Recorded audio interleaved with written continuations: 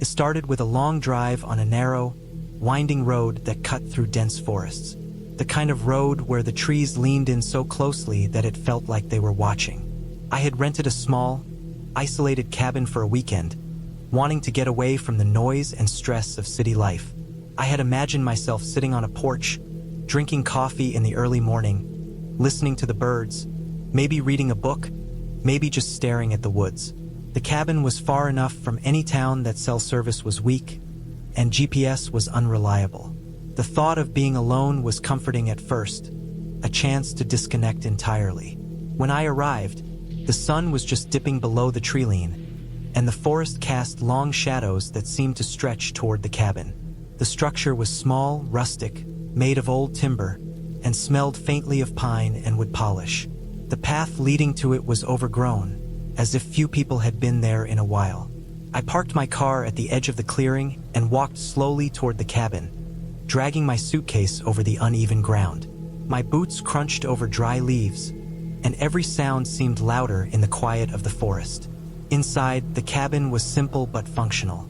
There was a small kitchen with a basic stove and a tiny fridge, a living area with a couch and a wood stove, and one bedroom. The furniture was worn but clean. Dust settled in the corners and on the windowsills, but nothing seemed abandoned. I turned on the lights, though they flickered weakly at first, and then explored the rooms one by one. The place was cold, the kind of cold that seeped into your bones, so I started a fire in the stove, chopping some wood I found stacked outside. The smell of burning pine filled the air, and for a moment, it felt cozy.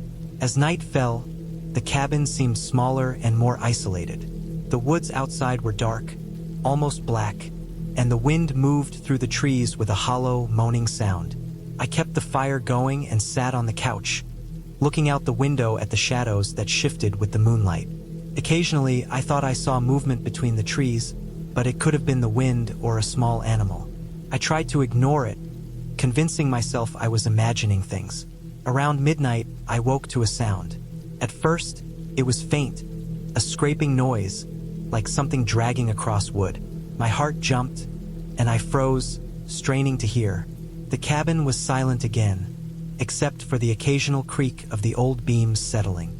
I got up slowly, walking toward the window, trying to see through the darkness.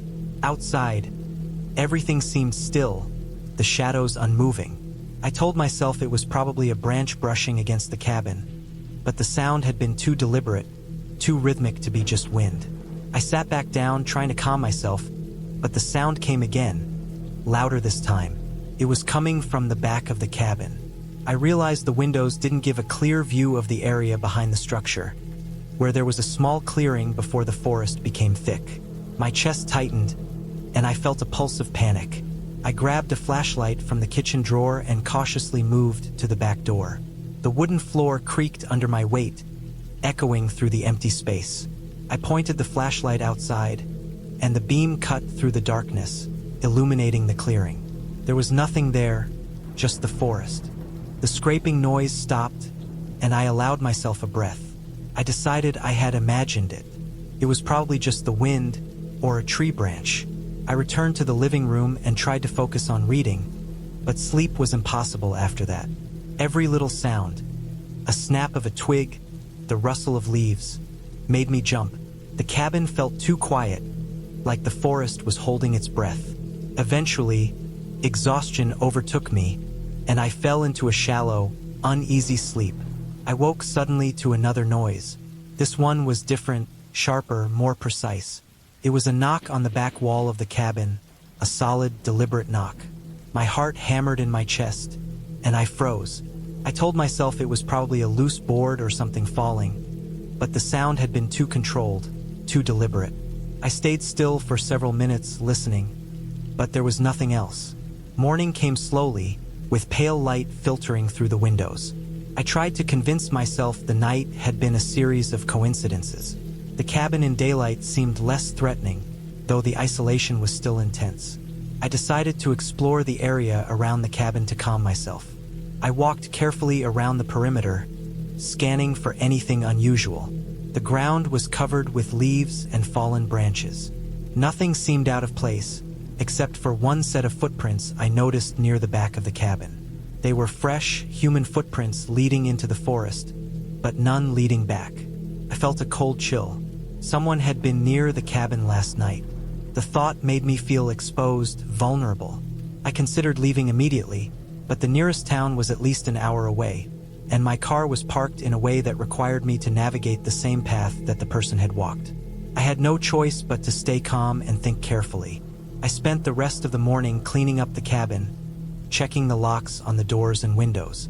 Everything seemed secure, but the feeling of being watched lingered. I avoided going outside for any reason other than necessity. I cooked a simple breakfast and tried to keep my mind busy. Every sound in the forest made me tense, but nothing happened.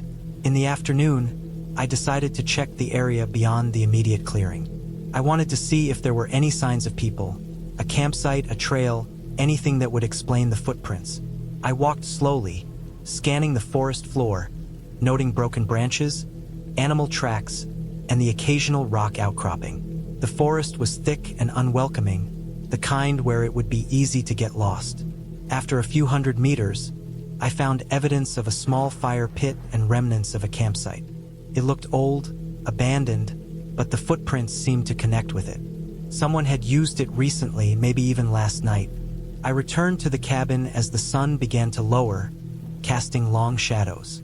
The air grew colder, and the forest seemed to close in again. I stayed inside, keeping the fire burning, trying to calm myself. As night fell, I heard noises again, subtle this time. Footsteps outside, muffled and careful, circling the cabin. My stomach turned. Whoever it was, they were watching, waiting. I felt trapped. I realized I had no immediate way to call for help. The cell signal was non-existent. I considered escaping by car, but leaving in the dark, through unfamiliar forest roads, felt dangerous. I needed a plan. I spent the next hour moving quietly around the cabin, making sure doors were locked, windows secured. I gathered the heaviest objects I could find as improvised defense and kept them close. The footsteps outside continued intermittently, never staying in one place for long. Whoever it was knew the terrain and the cabin well, moving with careful precision. I didn't try to look outside. I didn't want to reveal my presence. Hours passed. The night dragged on, long and tense. I stayed awake, listening. Eventually, the footsteps stopped. Maybe they had gone, or maybe they were waiting for the right moment. Exhaustion made it hard to stay alert, but I forced myself to keep watch, keeping the fire burning, scanning the windows. Morning came slowly, bringing a sense of relief. The forest seemed less menacing in daylight, but I was still on edge. I decided I could not stay another night. I packed my things quickly, gathering everything I needed to leave. As I stepped outside, the forest was quiet, but I noticed more footprints leading away from the cabin. The person had been there, close enough to touch the walls, and had finally moved on. I walked briskly to my car, careful to keep to the main path, and started the engine. As I drove away, I kept scanning the roadside, but there was no one. The further I got from the cabin, the more tension drained from my body. By the time I reached the first town, I felt a cautious sense of safety. I stopped at a gas station, called the authorities, and reported the incident. They told me they would send a ranger to inspect the cabin, but I knew I would never return. Later, I learned that the area had been frequented by squatters who used abandoned cabins as temporary shelters. Some were harmless, but others were known to follow and watch outsiders, waiting for the right opportunity. It explained everything: the footprints, the careful movements, the sense of being watched. Nothing supernatural, nothing unexplainable, just real people exploiting isolation. Even now, months later, I still remember the feeling of that night. The darkness pressing in from all sides, the scraping and knocking, the sound of footsteps around the cabin. The fear was raw and real, and it had nothing to do with ghosts or monsters, only the unpredictability of another human being in the shadows. I never returned to that cabin, and I never will. But I also learned something about myself. I can handle fear, I can stay calm under pressure, and I can survive situations that test the limits of isolation and vigilance. The experience was terrifying, but it ended with me safe, alert, and more aware of the real dangers that exist in the world.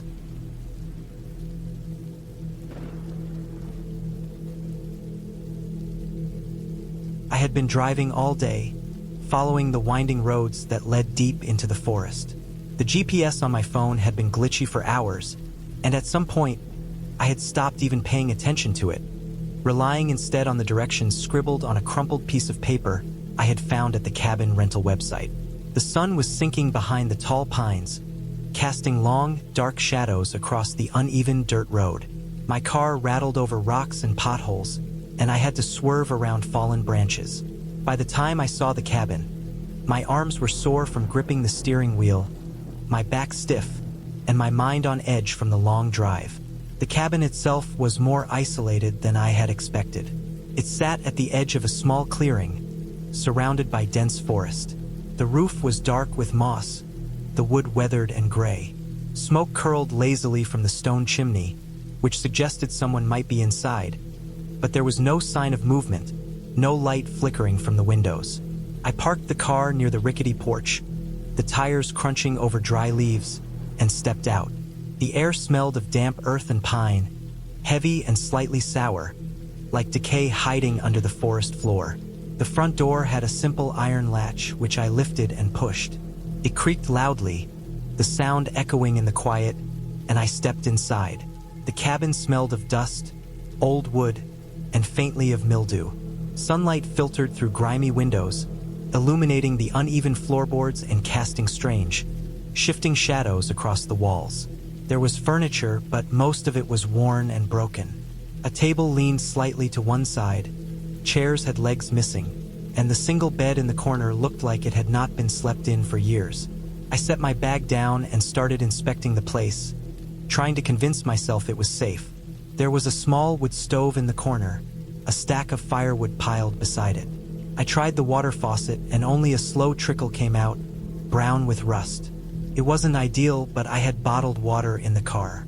I lit a few candles, trying to chase away the darkness that seemed to gather in the corners of the cabin. Even in daylight, the interior felt oppressive, almost suffocating, like the walls were closing in slowly. By late afternoon, the sun had dipped behind the trees, leaving the forest in shadow. The temperature dropped rapidly, and a chill ran through the cabin despite my jacket. I tried to start a fire in the stove, striking matches again and again until finally the kindling caught. Flames licked at the dry wood, casting a warm glow and throwing flickering shadows across the walls. The heat made my hands tingle, and I sat close to the stove, trying to calm the unease growing in my chest. Night fell completely.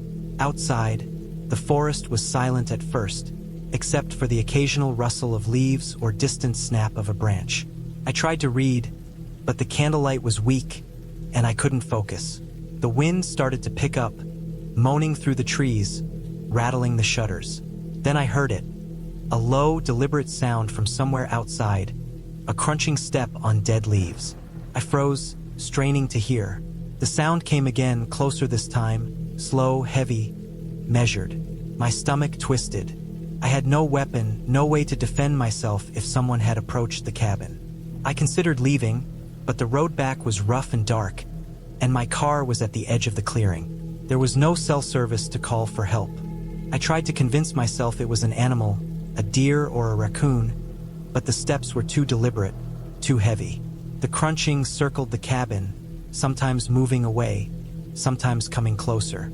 I wanted to run, but my legs felt frozen. I gripped the edge of the table for support and waited, listening. Hours passed. The wind howled, and I was shivering now, even with the fire burning. Every noise outside made me jump, my heart hammering. The steps had stopped, replaced by something else.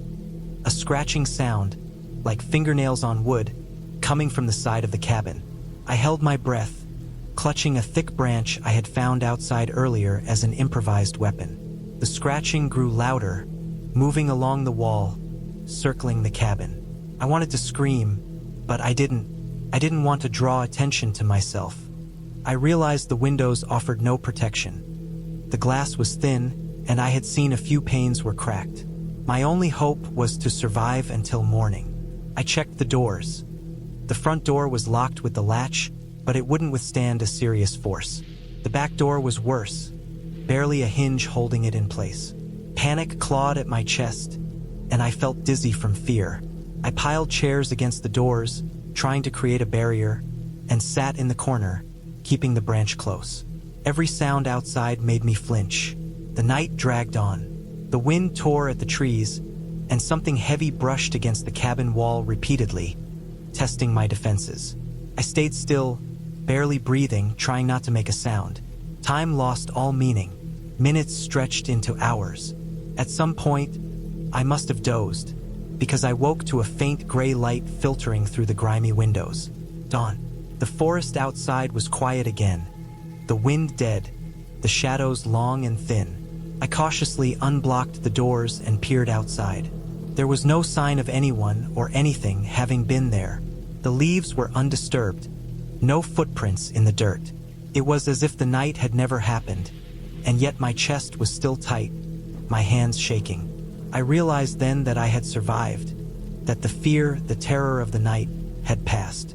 The sun warmed my back as I stepped outside. The forest looked calm, almost inviting in the light, but I could not shake the feeling that it had been watching me. I gathered my things and started down the dirt road, the morning light giving me more confidence with every step. The trees no longer seemed threatening. The cabin no longer seemed alive with menace. It was just an old structure, abandoned and isolated, as it had always been. The fear was mine, shaped by darkness, isolation, and my imagination stretched to its limits. By the time I reached the main road, where I could finally get a phone signal, I was exhausted but relieved. I called the rental office and explained that I had decided to leave, and they understood, though they seemed surprised. Driving back, the sunlight on my face, the hum of the engine, I felt a quiet satisfaction. I had faced something terrifying alone, and I had come out of it safe. That experience stayed with me for weeks, but it changed me in ways I didn't expect. I became more cautious in remote areas, more aware of my surroundings, but I also felt a stronger sense of resilience. I had survived the night alone in a cabin that could have been a trap, and I knew I could survive again if necessary.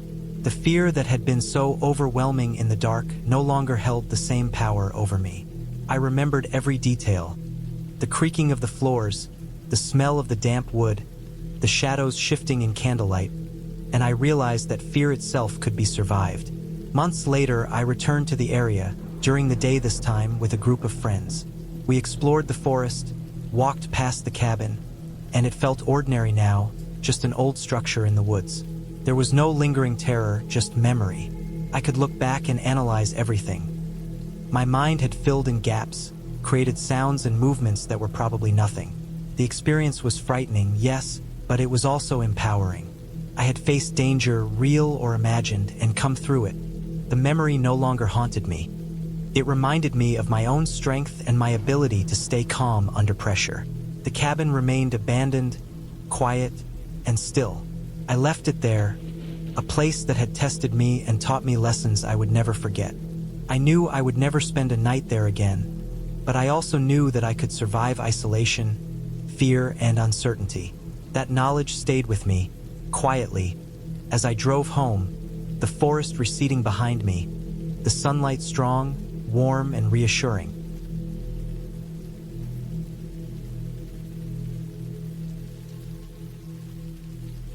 I had been planning this trip for months, mostly as a way to escape the noise and pressure of my daily life. I work long hours at a job that drains me more than it fulfills me, and the idea of being alone in the woods, disconnected from everything, sounded like a kind of salvation. I found a cabin online tucked deep in the forest, a small listing with one photo showing a rustic structure, weathered wood, and a thin trail leading to it. It seemed perfect. I booked it for a long weekend and spent the last week before leaving obsessively packing, making lists and double-checking everything. I had the basics: food, water, a stove, a sleeping bag, a lantern, and a few batteries. I didn't want to overpack, but I also didn't want to underestimate the isolation.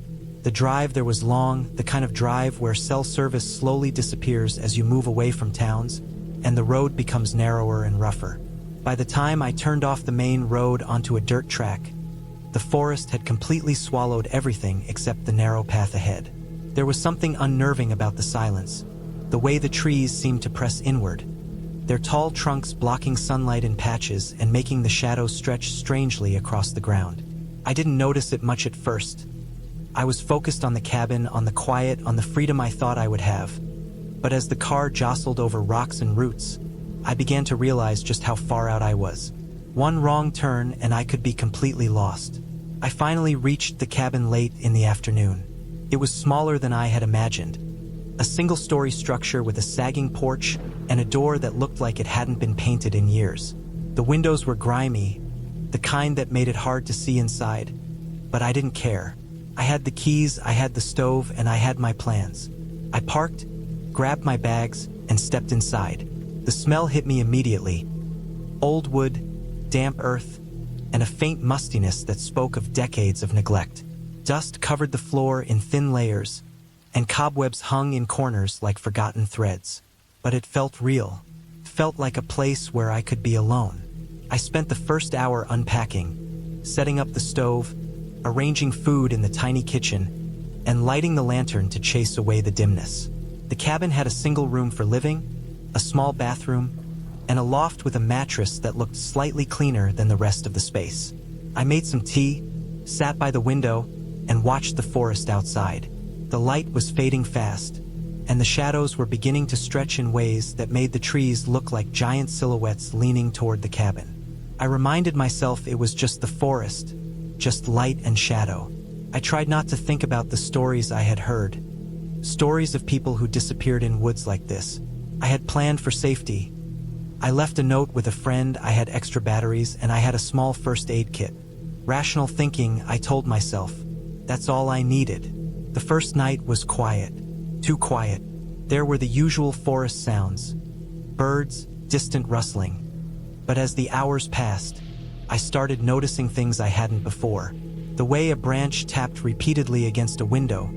The way small noises echoed differently in the still air. At one point, I woke to a scratching sound near the door. I froze, listening. It didn't happen again, but it left a lingering tension that made my heart race. I tried to sleep, telling myself it was an animal, maybe a raccoon or a deer brushing against the wood. Eventually, I drifted off, uneasy but convinced it was nothing. Morning brought light and some relief. The air smelled fresher, the sun glinting through the trees in shafts of gold. I made a fire in the small stove and prepared breakfast, feeling slightly more at ease. The isolation was supposed to be peaceful. I decided to explore the surrounding area, knowing the cabin was near a small stream marked on the map. The forest was dense, the ground uneven, roots twisting across the trail. I walked for hours, enjoying the quiet, feeling the release of being disconnected from the world. And yet, even in the daylight, I couldn't shake the feeling of being watched. Sometimes a shadow would move just at the edge of my vision, and when I turned, there was nothing. I rationalized it. Trees, light, animals, my imagination. But it gnawed at me. By the second night, the isolation began to weigh heavily. The cabin felt smaller, the walls closer. I kept the lantern on, and even then the shadows seemed to gather in corners. I was cooking dinner when I heard a sound outside, a muffled thump, like someone or something was moving through the underbrush. I froze, spoon in hand, straining to hear. Then another thump, this time closer. My first thought was an animal, but it sounded different. Deliberate, heavier than any deer or raccoon could make. My stomach tightened. I went to the window, pulling aside the curtain, but there was nothing in sight, just the trees and fading light. I tried to convince myself again. It's the forest, just the forest. But I couldn't shake the feeling that someone was out there, moving with intent, keeping distance but watching. I spent the first hour unpacking, setting up the stove, arranging food in the tiny kitchen, and lighting the lantern to chase away the dimness. The cabin had a single room for living, a small bathroom, and a loft with a mattress that looked slightly cleaner than the rest of the space. I made some tea, sat by the window, and watched the forest outside. The light was fading fast, and the shadows were beginning to stretch in ways that made the trees look like giant silhouettes leaning toward the cabin. I reminded myself it was just the forest, just light and shadow. I tried not to think about the stories I had heard, stories of people who disappeared in woods like this. I had planned for safety. I left a note with a friend, I had extra batteries, and I had a small first aid kit. Rational thinking, I told myself, that's all I needed. The first night was quiet. Too quiet. There were the usual forest sounds. Birds, distant rustling. But as the hours passed, I started noticing things I hadn't before. The way a branch tapped repeatedly against a window. The way small noises echoed differently in the still air. At one point, I woke to a scratching sound near the door. I froze, listening. It didn't happen again, but it left a lingering tension that made my heart race. I tried to sleep, telling myself it was an animal, maybe a raccoon or a deer brushing against the wood. Eventually, I drifted off, uneasy but convinced it was nothing. Morning brought light and some relief. The air smelled fresher, the sun glinting through the trees in shafts of gold. I made a fire in the small stove and prepared breakfast, feeling slightly more at ease. The isolation was supposed to be peaceful. I decided to explore the surrounding area, knowing the cabin was near a small stream marked on the map. The forest was dense, the ground uneven, roots twisting across the trail. I walked for hours, enjoying the quiet, feeling the release of being disconnected from the world. And yet, even in the daylight, I couldn't shake the feeling of being watched. Sometimes a shadow would move just at the edge of my vision, and when I turned, there was nothing. I rationalized it. Trees, light, animals, my imagination. But it gnawed at me. By the second night, the isolation began to weigh heavily. The cabin felt smaller, the walls closer. I kept the lantern on, and even then the shadows seemed to gather in corners. I was cooking dinner when I heard a sound outside. A muffled thump, like someone or something was moving through the underbrush. I froze, spoon in hand, straining to hear. Then another thump, this time closer. My first thought was an animal, but it sounded different. Deliberate, heavier than any deer or raccoon could make. My stomach tightened. I went to the window, pulling aside the curtain, but there was nothing in sight, just the trees and fading light. I tried to convince myself again. It's the forest, just the forest. But I couldn't shake the feeling that someone was out there, moving with intent, keeping distance but watching. I spent hours pacing inside, checking every corner, locking the door repeatedly, and even placing a chair against it for extra security. The lantern flickered, making shadows dance in grotesque ways on the walls. Sleep became impossible. Every little sound, the creak of the floorboards, the whisper of wind through the trees, made me tense. My mind raced through possibilities. Someone lost and wandering? A criminal hiding in the forest? But the further I thought, the more irrational it seemed. I reminded myself that cabins like this had caretakers, regular visitors. I wasn't in immediate danger. Rational thinking, again. But even rational thinking did little to calm the creeping dread. At some point, I realized I hadn't checked my phone in hours. I fumbled for it, my fingers shaking, hoping for a signal to reassure me. Nothing. Dead. No bars. Even texts wouldn't go through.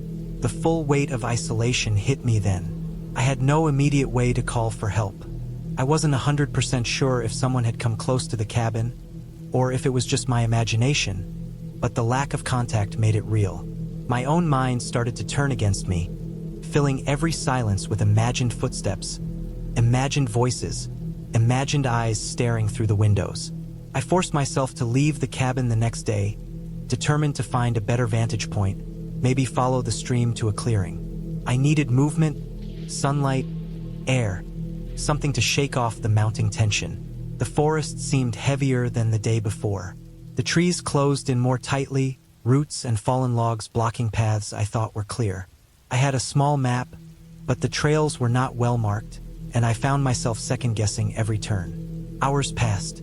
My stomach growled, my water was low, and the sun began to dip toward the horizon. I realized I had wandered farther than I intended.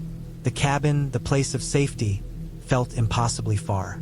Panic started to set in. I retraced my steps carefully, but the forest seemed endless, the landmarks all blending together. I tried to keep calm, reminding myself to stay rational, to think in steps. Find water, find shelter, retrace the stream. My body was exhausted. Every rustle, every shadow sent adrenaline rushing. I could hear my own heartbeat, thumping like a drum in my ears. Then I heard it, footsteps. Not faint, not distant. Clear, crunching through leaves and twigs. I froze, my mind screaming possibilities. Other hikers?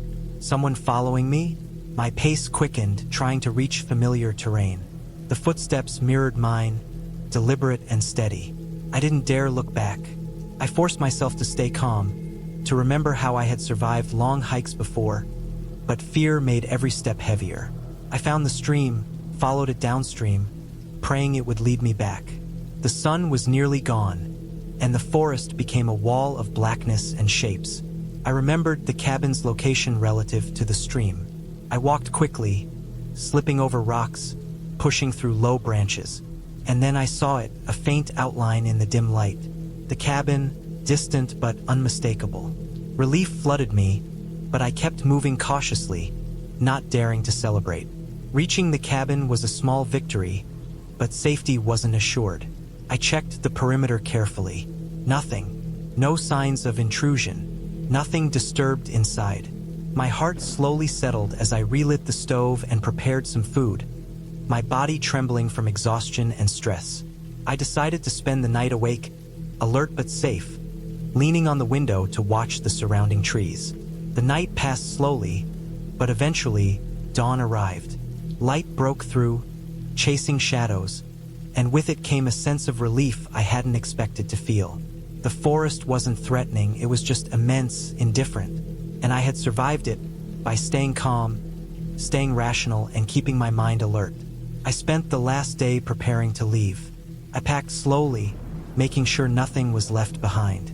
I walked the small area around the cabin one last time, noting landmarks, making mental maps. The forest seemed less intimidating in daylight, less like an active presence. The car ride back was tense, but manageable. I kept thinking about what had happened, what could have happened, and why fear had taken hold so completely. I realized that isolation itself was terrifying, that the unknown in a place that offered no immediate help could make ordinary sounds and shadows seem deadly. But I also realized that planning, caution, and patience could protect you, even in a situation that feels like it's spiraling out of control. When I finally reached the main road and the first signs of civilization appeared, I felt a weight lift from me. The city, noisy and chaotic as it is, felt safe. The cabin, the forest, the endless shadows, they had tested me, forced me to confront fear in its purest form, and I had come through it. I knew I would never forget the trip. I knew that the forest, in its indifferent, immense silence, had shown me the edge of fear and how fragile our sense of security can be when removed from the familiar. But I had survived, and the lesson stayed with me. Fear is powerful, but careful planning, calm thinking, and respect for the environment can turn even the scariest moments into stories of endurance and clarity.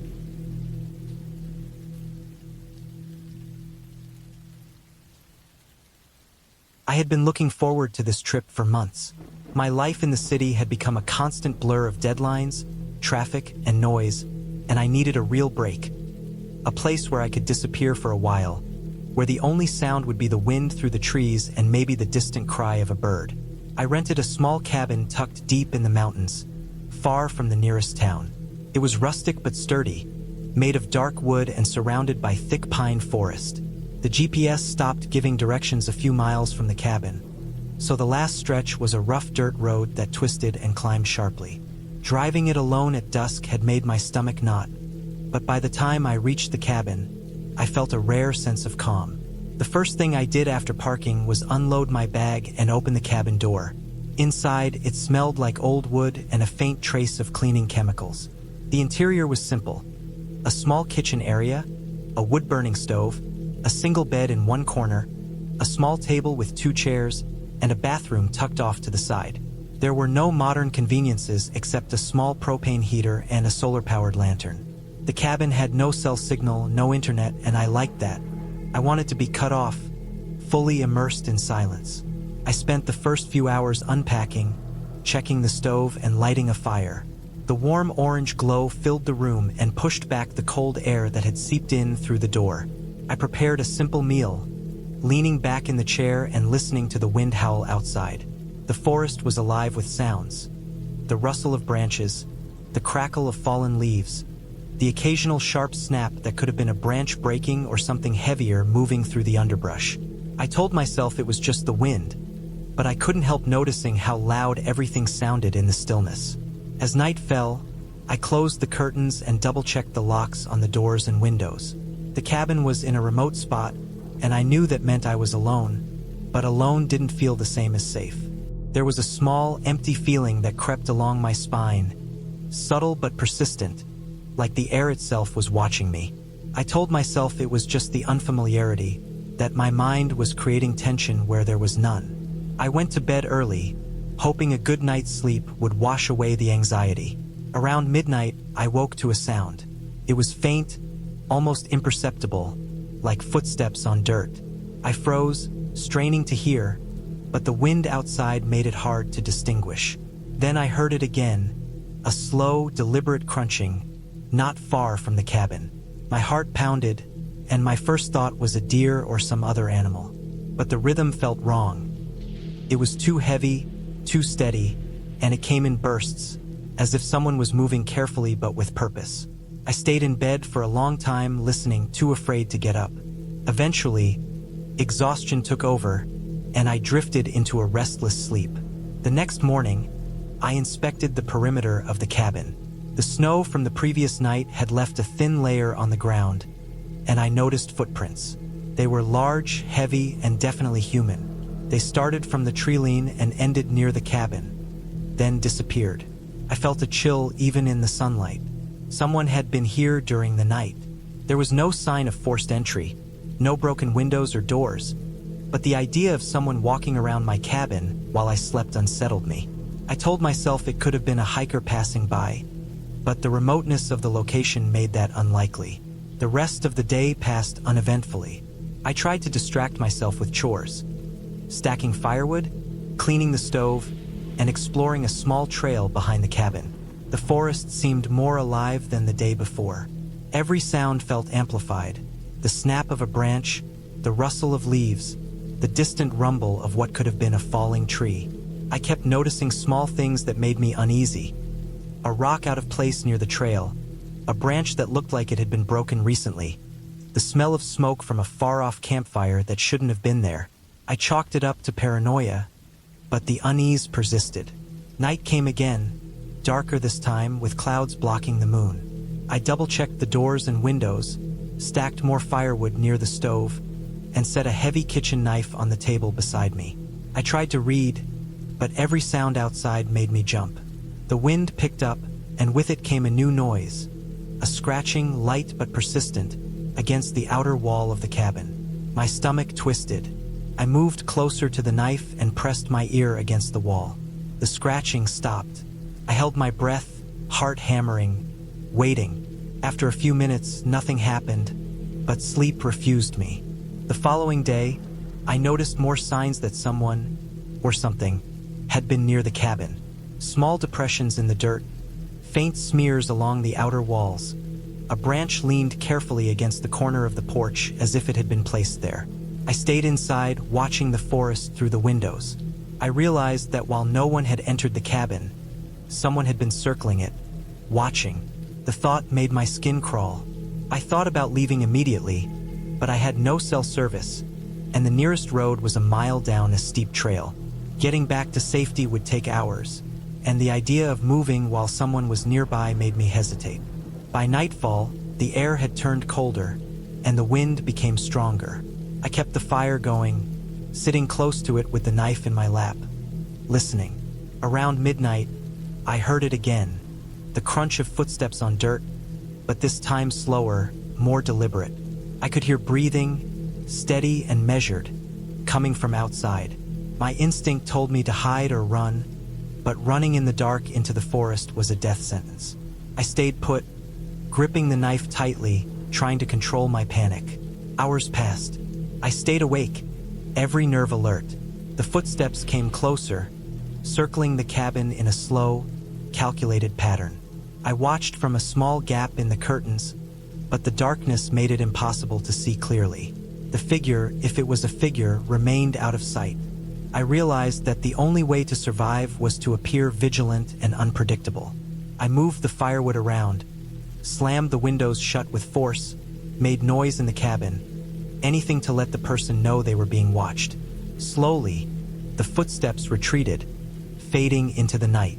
I didn't sleep again until dawn, and even then, only briefly. The morning brought a strange sense of clarity. I inspected the cabin carefully. There were marks on the wood, scratches and dents, and the branch from the night before was gone. I knew I couldn't stay any longer, but I also knew I needed a plan. I packed my things quickly, leaving nothing behind, and prepared for the walk down to the road. I made sure to take the trail that allowed the most cover, avoiding open areas where someone could see me. Every sound made me jump. Every shadow seemed alive. I kept my knife close, but I also carried a small bottle of pepper spray I had brought for emergencies. Halfway down the trail, I saw something that made my blood run cold. Footprints, fresh footprints, following the same path as mine, spaced carefully so I could see them clearly in the soft dirt. I wasn't imagining it. Someone was tracking me. I stayed low, moving slowly, using the trees as cover, and tried to avoid leaving a clear trail. The footprints mirrored mine for a while, then veered off into the forest, disappearing from view. I didn't stop until I reached the road, my heart still racing, every muscle tense. By the time I reached my car, I was shaking uncontrollably. I checked the back seat, the trunk, the area around the car, nothing. I started the engine and drove down the dirt road as fast as I dared, never looking back. The forest on either side seemed impossibly dense, as if it could swallow me whole. I didn't slow down until I reached the paved road leading back to town. I reported the incident to the local authorities, giving them every detail I could remember. They promised to send patrols, though they admitted the area was so remote that catching whoever had been circling the cabin would be difficult. They took my footprints and compared them to what I could show them from the site, but ultimately, they said there was little physical evidence. They suggested hikers or hunters, but the careful, deliberate behavior I had observed didn't match anything accidental. Someone had been watching me, studying me, and I knew it. Weeks passed. I didn't return to the mountains. The cabin rental company assured me no one else had reported similar incidents, but that meant little to me. I learned later that the area was known for transient hunters and, occasionally, people who lived off-grid and disliked outsiders. The thought made sense, but it didn't make me feel any safer. I realized that my sense of isolation and desire to be alone had made me a target. In the end, the experience changed me. I still loved the outdoors, but I never returned to such remote, unmonitored locations. I started planning trips with more safety in mind: cell service, backup communication, people nearby. I kept my knife and pepper spray with me at all times, and I became hyper-aware of my surroundings. The fear I had felt in the cabin, the slow, creeping awareness of being watched, is something I carry with me, even now, years later. I can't forget it, but I also survived it, and that survival, that careful observation and measured response, became a kind of strength. I never saw the person who had circled the cabin. I don't know if they knew I had noticed them. I don't know if they ever intended to harm me or were simply testing their control over the environment. But I do know this. I came out alive, cautious, and aware. And in a way, that experience taught me more about myself than months of city life ever could. I learned that isolation can be dangerous, but that careful attention, patience, and calm decision-making can keep you alive.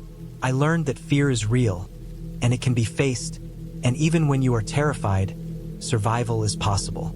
Even now, when I think back to that cabin, I can feel the wind in the pines, the cold air pressing against my skin, and the faint crunch of footsteps that might or might not still be out there somewhere in the forest. But I survived, and that is the ending I carry with me, the certainty that I made it out, alive, intact, and stronger for the ordeal.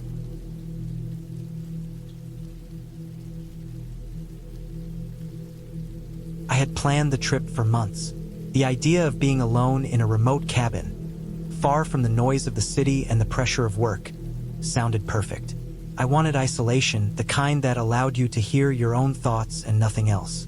The cabin was located deep in the northern woods, accessible only by a narrow dirt road that twisted through dense pine forests.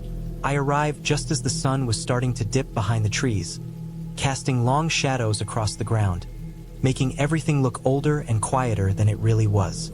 The cabin itself was modest but solid, a wooden structure, weathered by years of wind and snow. It had a small porch and windows that had seen better days. The first thing I noticed was the smell. Damp wood, a faint scent of smoke, and something earthy that reminded me of moss and wet soil. I parked my car on a patch of flattened grass, unpacked my bag, and stepped onto the porch. The wood creaked beneath my weight, sending a small shiver down my spine. I reminded myself that the noise was normal for a building this old. Still, there was an unnatural silence surrounding the cabin. No birds called, no wind moved the branches, and the forest beyond seemed frozen, holding its breath. Inside, the cabin smelled warmer, less damp. Dust coated the corners and the edges of the furniture. I set my bag down and began to unpack, methodically arranging the few things I had brought with me. Flashlight, first aid kit, food supplies, water, a small portable stove, and some blankets. Everything I thought I would need for 3 days alone. I checked the fireplace. The chimney seemed clear. I stacked some dry wood inside and pulled out the matches I had brought, wanting to prepare for the night early. The first night passed without incident, but it wasn't comfortable. Every sound was amplified: the groan of the floorboards, the occasional thump from the ceiling, the rustle of the wind in the trees outside. I could not shake the feeling of being watched, even though I knew logically that I was alone. I tried to sleep, but I stayed half awake, listening, waiting. By the morning, I had convinced myself it was just nerves, that the isolation had already begun to play tricks on my mind. The second day was better. I explored the area around the cabin, noting the dense woods and the thin stream that ran a few hundred feet away. The water was clear, flowing quickly over smooth stones, and I thought about drinking from it, but I was careful, using my purification tablets first. The forest was alive in a subtle way. Birds called from far off, the wind whispered through the leaves, and small animals, squirrels, rabbits, and even deer, appeared, but they never got too close. They seemed aware of me, and I of them, as if we were keeping a respectful distance from one another. By evening, I had gathered enough dry wood to last another night, and I felt a small sense of pride at my preparedness. Night 2 was worse. Around 10 o'clock, I thought I heard someone walking outside the cabin. I froze, listening. Footsteps, heavy and deliberate, pressing through the undergrowth. My first thought was a hiker, but the nearest trail was miles away. I checked my flashlight and peered through the window, but the darkness made it impossible to see. The sounds stopped after a few minutes. I stayed awake for the rest of the night, clutching a kitchen knife I had taken from the drawer. Each snap of a branch outside made my heart jump, my imagination running wild. But in the morning, there was no sign of anyone. No footprints, no broken branches, nothing to indicate that someone had been there. It was as if the sound had existed only in my mind. The third day, I decided to venture further into the woods.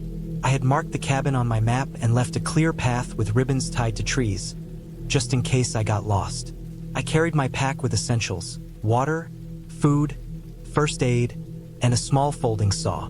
The deeper I went, the thicker the forest became. The canopy blocked most of the sunlight, making it feel colder and darker. The silence was different here, less like the calm of nature and more like a vacuum. I realized that in the absence of wind or movement, every sound I made echoed unnaturally, and I had to move slowly to avoid tripping on roots or rocks. I came across an old logging trail, overgrown but still visible. Following it for a while, I found an abandoned cabin, smaller and crumbling. Its roof had collapsed, and the walls were covered in moss. I walked around it carefully, noting how long it had likely been abandoned. The wood was rotting, and I imagined that it had been left there for decades. I didn't enter, respecting the fragile structure, and decided to head back to my own cabin before dark. On the way back, I felt it again, the sense of being watched. At first, I tried to dismiss it. I told myself it was just my mind reacting to the isolation, to the way shadows stretched across the ground, making every tree trunk seem alive. But then I heard it, the snap of a branch behind me, close, deliberate. I stopped. My heart started pounding. I turned slowly, scanning the darkening woods, my flashlight trembling in my hand. Nothing. I began walking faster, but then I saw it. A shape, moving between the trees, crouched low, almost blending with the shadows. My first instinct was to freeze, to try and make no sound, but the urge to run overwhelmed me. I bolted through the undergrowth, branches tearing at my clothes and skin. My lungs burned, my legs screamed, but I didn't stop. Behind me, I could hear something moving fast, chasing. I didn't dare look back. The sun had almost set, and the forest seemed to close in around me. I stumbled through a patch of ferns and found myself near the stream I had discovered earlier. The water was shallow, but I used it to cross quickly, hoping the noise would confuse whoever or whatever was following me. I scrambled up the opposite bank and kept running until I saw the familiar outline of my cabin. Relief hit me like a physical wave. I reached the porch, pulled the door open, and slammed it behind me, locking it quickly. Inside, I tried to calm myself, checking all the windows and doors. Everything seemed secure, but the fear didn't leave me. I remembered the knife in the kitchen, grabbed it and kept it close. I spent the night sitting in a corner, listening to every noise, every movement outside, imagining shapes in the dark. Sleep came briefly in short, terrified bursts, but I was constantly on edge. Every crack, every thump, sounded like someone moving outside the walls. The fourth day, I decided to stay put. I gathered more wood, kept the fire going, and avoided leaving the cabin. I rationed my food carefully, knowing that I might have to stay longer than planned if the stranger returned. I reinforced the windows with whatever I could find. Chairs, pieces of wood from broken furniture, anything that could act as a barrier. The forest around the cabin seemed normal, but I didn't trust it anymore. I stayed inside, pacing and watching, feeling a deep, gnawing anxiety that had no outlet. That night, around 11, I heard it again, the footsteps outside, moving deliberately, slowly, circling the cabin. I could hear breathing now, shallow and heavy, moving from one side to the other. My body was frozen with fear, but I remembered something I had learned years ago. Visibility, control, and preparation were your only defenses. I peered through the tiniest gap in the window and caught a glimpse of someone crouched low, moving carefully but deliberately, like they knew the cabin well. Whoever it was had experience. I realized they could be waiting for me to make a mistake, to leave or show fear. I remembered the emergency plan I had practiced mentally for situations like this, though I had hoped never to use it. I grabbed my phone, checked the signal. It was weak, but I could send one message. I texted the local ranger station, giving them my coordinates and warning that someone might be around the cabin. Then I prepared myself for confrontation. I arranged furniture to create obstacles in case they tried to enter, kept the knife in one hand, and stayed near the door. Hours passed. The footsteps came and went, circling, testing. I stayed as silent as possible, listening. Eventually, they moved away. I didn't sleep for the rest of the night, waiting for the sun to rise. Morning came slowly, a pale light filtering through the trees. I checked the perimeter cautiously, no sign of anyone. I realized the person must have given up or moved on. My relief was enormous, though tempered by exhaustion and lingering fear. The next day, I decided to leave. I packed quickly, making sure I had everything, and left the cabin carefully. I walked to my car, eyes constantly scanning the forest. The road back seemed impossibly long, the forest pressing in on both sides. When I finally reached the main road, I felt a surge of relief I had never experienced before. I drove straight to the nearest town and reported what had happened to the police. They listened carefully, took my statement, and promised patrols in the area. In the weeks that followed, I learned more. The police confirmed that a man had been living off-grid in the forest, a trespasser who had been watching the cabin for days. They found his camp several miles away, along with evidence of surveillance equipment and discarded clothing. The realization made me shiver. I had been lucky. Someone else might not have made it out so cleanly.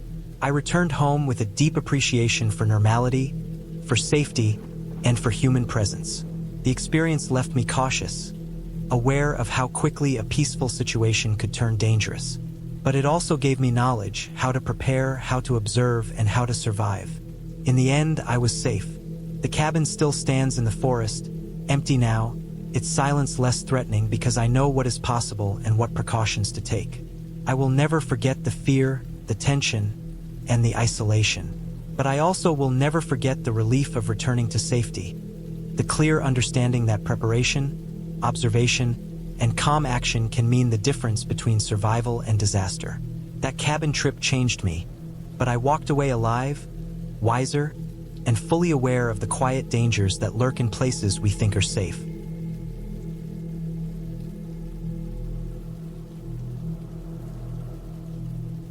I had been driving for hours through winding forest roads, the kind of roads that seemed to get narrower the deeper I went, until my tires crunched over loose gravel and I realized I was on a path few people traveled. I wasn't lost. I had the GPS on my phone, but signals were weak, the kind that flickered and made me panic for a second before returning. My destination was a cabin I had rented for a week, a place far away from towns and neighbors, where I could escape work and the constant noise of the city. The air was thick with the smell of pine and wet earth. It rained lightly when I arrived, thin drops that tapped against the windshield in a rhythm that felt oddly soothing, almost like nature was warning me to slow down. Take it easy, be careful. The cabin was smaller than I expected. It was wooden, dark brown, and aged, sitting alone in a clearing with tall trees surrounding it. Moss crept along the roof edges, and the windows were dusty and streaked with rain. A narrow path led from the gravel road to the front porch. As I stepped out of my car, the mud clung to my boots. The smell of damp wood and wet soil was strong. I pulled the keys from my pocket, unlocked the door, and pushed it open. The inside smelled of old wood and a faint moldiness. The place had a single room that combined kitchen, living area, and a small fireplace. A narrow staircase led to a loft where the bedroom was. I set my bags down and immediately went to explore. The cabin was functional but basic. There was a small table with 2 chairs, a countertop with a sink, a gas stove, and a fridge that hummed quietly. A stack of firewood sat next to the fireplace. The loft was small but had a proper mattress and bedding that smelled faintly of detergent. There were no electronics besides a small lamp, no internet, no phone service beyond occasional flashes of signal. It was exactly what I wanted, solitude and quiet, but also the kind of place where I realized you could be completely alone and cut off from help. The first night was calm. I lit a fire in the fireplace, the crackling of the wood comforting in the otherwise silent cabin. I cooked a simple meal, the smell of frying food blending with the smoke from the fire.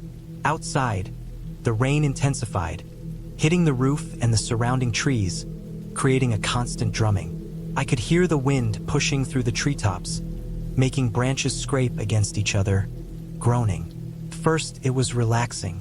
I poured a cup of tea and sat by the fire, listening. But as the night went on, the isolation started to sink in. Every small sound felt louder. The creak of the floorboards, the whistle of the wind through small gaps in the walls, the faint scratching against the siding that could have been anything.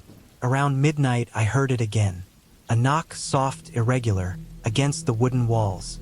I froze. My first thought was a branch, a tree hitting the cabin in the wind, but the sound didn't match that.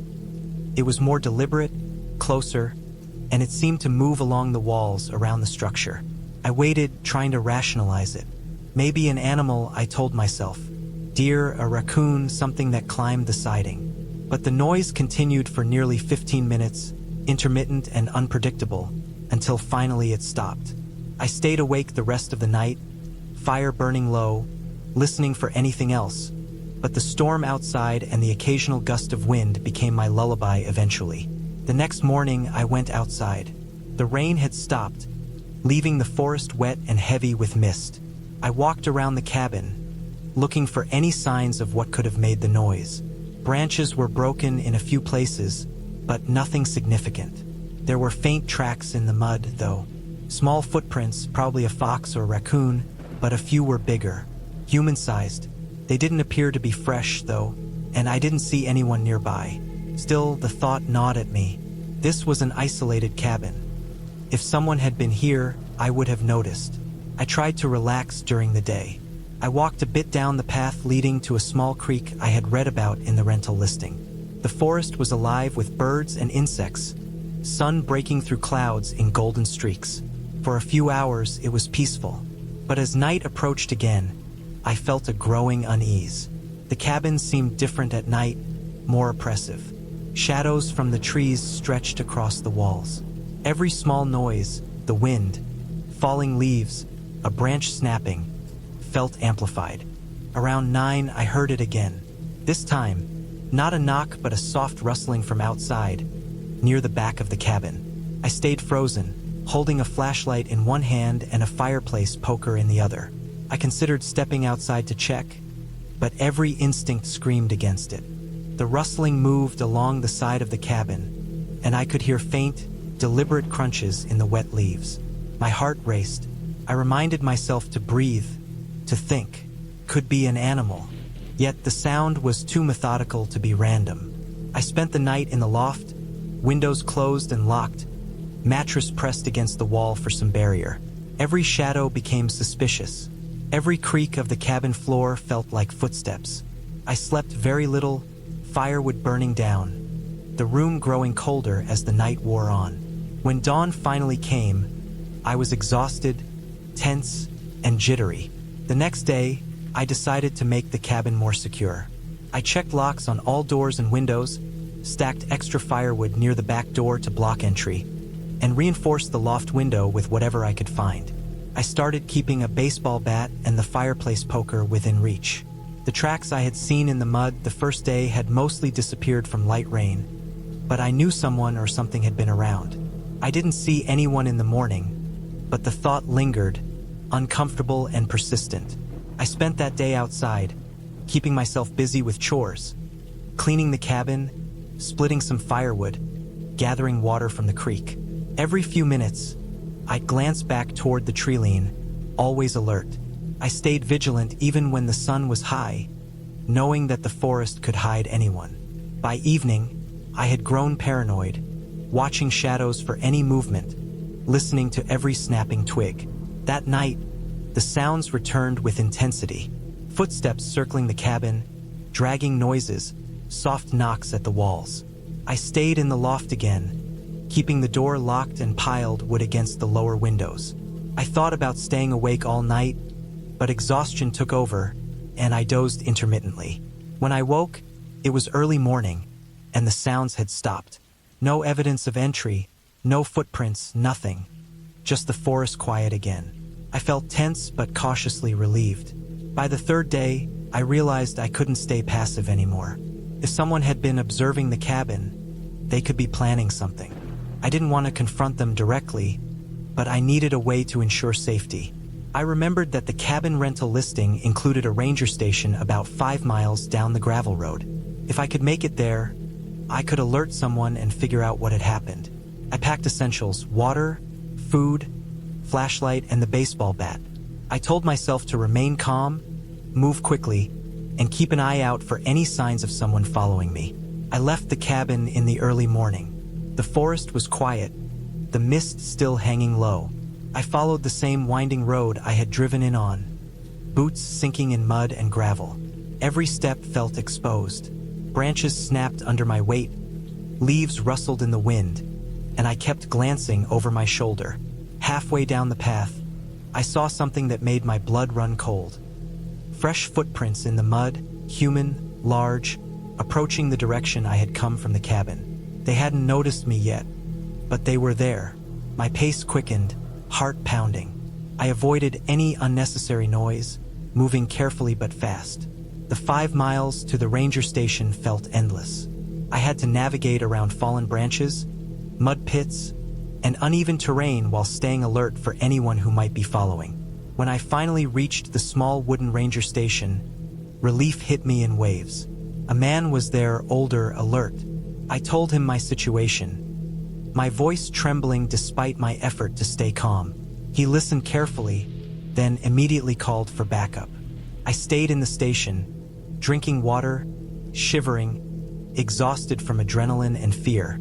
A few hours later, rangers arrived with vehicles and began heading back to the cabin. They found evidence that someone had indeed been near the cabin over the past few days. Broken branches, footprints, and signs of someone trying to peer into windows, but no one was caught. The area was combed carefully. They assured me the place was now secure and that the police would investigate, but they warned me that isolated cabins were vulnerable to trespassers, and the person could have fled at any moment. I decided not to stay any longer at that cabin. I returned with the rangers to town, my car parked near a small motel. The relief I felt when I locked the doors behind me was overwhelming. That week alone, isolated, every sound at night had felt magnified into danger. Every rustle of leaves, creak of wood, and knocking sound had kept me on edge. But the fear I felt walking away, knowing I was safe with others nearby, was a deep comfort. I never went back to that cabin. I kept the experience in my memory, a reminder that isolation could be beautiful but also dangerous. Forests are alive in ways that cities aren't. They can hide people, animals, and threats, and being unprepared, alone, leaves you vulnerable. I learned to respect the quiet and the unknown, to take precautions, and to trust my instincts. Most importantly, I learned that survival sometimes means walking away and getting help, no matter how small the signs of danger might seem. Even now, years later, when I hear a knock at a cabin door or the scrape of branches against a window, I remember that week. I remember the fear, the tension, the loneliness, but also the relief, the safety, and the clarity that came from facing a real human danger and surviving it intact. That cabin taught me more about myself and the world than any city street ever could. It wasn't supernatural, it wasn't fantasy, it was real, and it was terrifying. And it ended well because I survived, aware, careful, and alive.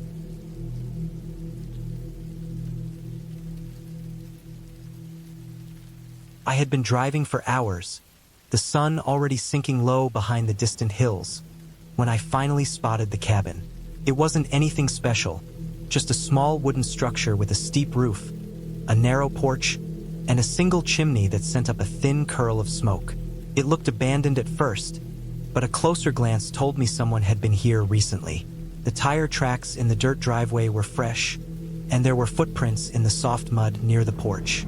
I pulled my car off to the side and stepped out, stretching my legs. The air smelled crisp, with hints of wet earth and pine. It was the kind of place that felt remote, the kind of place I had come here to be alone for a few days, to escape the constant noise and pressure of the city. The cabin itself was basic but functional. The wooden walls were weathered, and the paint was peeling in several places. A stack of firewood was neatly piled beside the porch. I unlocked the door and stepped inside, the hinges groaning slightly. The interior smelled faintly of smoke and old wood. It wasn't unpleasant, but it had the kind of musty smell that told you it had been closed up for days, maybe weeks. I set my backpack down on the floor and looked around. The main room had a small kitchenette along one wall, a table with a couple of chairs, and a wood-burning stove in the corner. A narrow staircase led up to what I assumed were the bedrooms. A small window near the stove gave a view of the forest outside, the thick trees swaying lightly in the evening breeze. I lit the stove, stacking a few logs inside and using a small box of matches I had brought. The fire caught quickly, filling the room with a warm glow. I took a deep breath and allowed myself a rare moment of relaxation. I had come here to clear my mind, to spend a few days in silence, and already I felt the tension in my shoulders start to loosen. Outside, the forest was quiet, the usual sounds of birds and insects fading as night approached. I prepared a simple dinner from the supplies I had brought, eating slowly while keeping one eye on the window. There was a certain solitude to being here that I welcomed, but it also made me aware of just how isolated I was. Night fell quickly, darker than I expected. The firelight flickered against the walls, creating moving shadows that seemed larger than they were. I went to the staircase and climbed to the small bedroom upstairs. It was even simpler than the main room, just a bed with a thin mattress and a small dresser. I lay down, listening to the wind in the trees and the occasional creak of the cabin settling. Sleep came slowly, my mind wandering over the sounds outside. There was nothing supernatural about the place, but it was easy to let your imagination turn normal things into threats when you were alone in the dark. A branch scraping against the side of the cabin made me start, and I realized my pulse had quickened. I told myself it was nothing more than the wind, but it was the kind of nothing that made the hair on the back of your neck stand up. I woke several times during the night, each time convinced I had heard footsteps outside, the kind of soft, deliberate steps that belong to a human rather than an animal. The moon was high, casting pale light through the window. I couldn't see anyone, but the feeling of being watched was strong. I got up, quietly moving to the staircase, listening. There was nothing, just the wind and the occasional rustle of leaves. I checked the locks on the doors and windows, even though they had been secure. I tried to calm myself, telling myself that the mind played tricks when you were alone, that I was just jumpy from being in the woods. Eventually, I returned to bed, but sleep was shallow, and I woke early with the sky still gray from pre-dawn light. The next morning, I decided to explore the area around the cabin. The forest was dense, the ground uneven and covered with fallen leaves and branches. I walked carefully, my boots crunching softly on the undergrowth. There was a small creek nearby, the water clear and cold. I followed it for a while, enjoying the sound of running water and the smell of wet moss. After an hour or two, I returned to the cabin, feeling slightly reassured by the daylight. But there was a lingering unease, a tension I couldn't shake. The footprints near the porch had multiplied overnight. They were human, I could tell, adult-sized boots, but they didn't match mine. I froze when I saw them, trying to make sense of it. They started at the edge of the driveway, moved toward the cabin, and circled around the back before disappearing into the trees. Whoever had made them had been careful not to leave too much evidence, but it was enough to make my stomach tighten. I tried to focus on practical matters, stacking more firewood, checking the supplies I had brought, making sure the stove was in good working order, but the unease never left me. I spent the day repairing a small section of the porch that had a loose plank and fetching water from the creek. Everything I did was methodical, almost obsessive, as though keeping busy would keep the fear from overwhelming me. By evening, I had a small fire going in the stove again and had prepared a simple meal. The sun set behind the trees, casting long shadows over the clearing. I ate slowly, listening intently for any sound that seemed out of place. The night that followed was worse than the first. Every creak of the cabin, every whisper of wind through the trees, seemed amplified. I lay in bed, staring at the ceiling, my mind racing. I kept imagining shapes moving just outside the window, shadows that weren't really there. At one point, I thought I heard a low whistle, distant but deliberate. My heart started to pound, and I got up, grabbing the flashlight I had brought. I moved through the cabin, checking every door and window. There was nothing, but the feeling of being observed was overwhelming. I returned to the bed, leaving the flashlight on the nightstand with the beam facing the door, hoping that if anyone came in, I would see them. I didn't sleep well that night. Every sound outside made me tense, ready to react. When the first light of morning came, I was exhausted, jittery, and increasingly aware that I might not be as alone as I had thought. I decided to leave the cabin, to drive to the nearest town and get help or at least report the footprints I had seen. As I packed my bag, I noticed something else. A piece of paper, folded and placed under a rock near the porch. My curiosity and fear collided. I unfolded it slowly. It was just a map, crudely drawn, showing the cabin, the surrounding forest, and a small route to a road about 5 miles away. There were notes on it, directions, warnings about certain paths that were unsafe. Whoever had left it had been here before, knew the area well. It was unsettling but also useful. It told me that the person or people who had been around were not careless, and that alone was reason to be cautious. I left the cabin, moving carefully along the dirt path that led to the road. I kept my eyes on the trees, watching for movement. Halfway through the journey, I heard something behind me, a soft crunch of leaves that wasn't my own. My pulse quickened, and I glanced over my shoulder. Nothing. I picked up my pace, and the sound seemed to speed up too. I didn't run. I knew that running blindly in the woods could be dangerous, but I walked briskly, scanning the undergrowth. After what felt like an eternity, the trees thinned, and I finally saw the edge of the road. Relief washed over me as I stepped onto the asphalt, the forest behind me quiet again. I stopped, took a deep breath, and considered my options. I could walk along the road to the nearest town or wait for a car. Within a few minutes, a pickup truck appeared over a small rise, slowing as it approached me. I raised my hand, and the driver stopped. I climbed in, grateful, my body finally beginning to relax. I told the driver about the cabin, the footprints, the paper map. He listened quietly, nodding. He knew the area well, he said, and he knew the kind of people who sometimes used these cabins for temporary hideouts or secret meetings. He drove me into town, and I called the local authorities, explaining the situation in detail.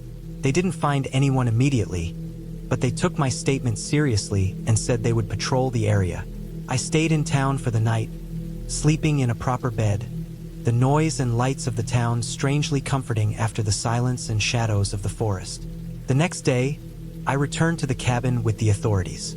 They examined the place carefully, noting footprints, a small campsite I hadn't seen, and signs of recent occupation. It became clear that someone had been here, possibly watching the cabin or even waiting for an opportunity to return. But there was no violence, no break-in, nothing to suggest they intended harm.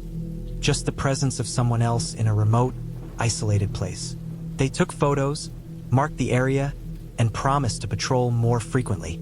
I left the cabin behind, the memory of the night spent alone in the dark still vivid in my mind, but also a sense of closure.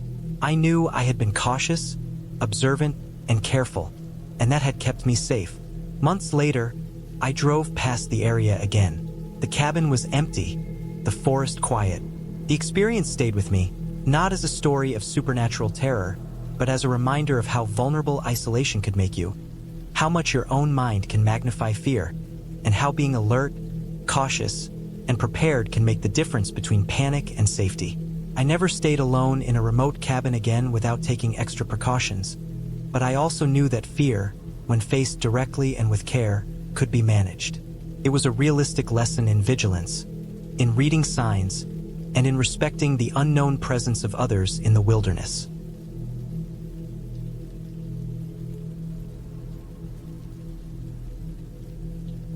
That evening, I decided to reinforce the cabin. I checked the locks on the doors and windows, moved furniture against the doors where I could, and made sure all my emergency supplies were ready. Flashlight, lighter, matches, water, and some canned food I had brought. I had brought a small axe, a hatchet really, and I placed it by the fireplace where it was easily accessible. The wind had picked up again, rattling the windows, and shadows moved across the walls as if something unseen was wandering outside. The sense of being watched intensified, and sleep became impossible. Every sound made me jump, every rustle in the trees a threat. The second night was worse.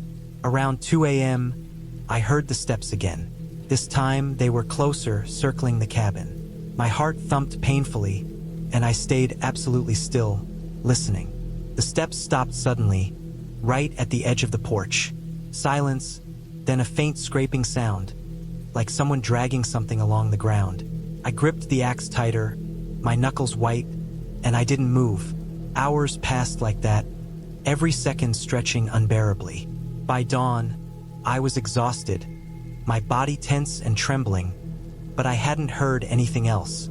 The next morning, I explored the forest more cautiously, staying close to the cabin. I noticed fresh footprints in the dirt, large and heavy, circling near the cabin. They were too big to be any animal I knew. The prints seemed to come closer each night and then vanish as if whoever or whatever was making them knew I would notice. I realized then that the isolation wasn't just discomforting.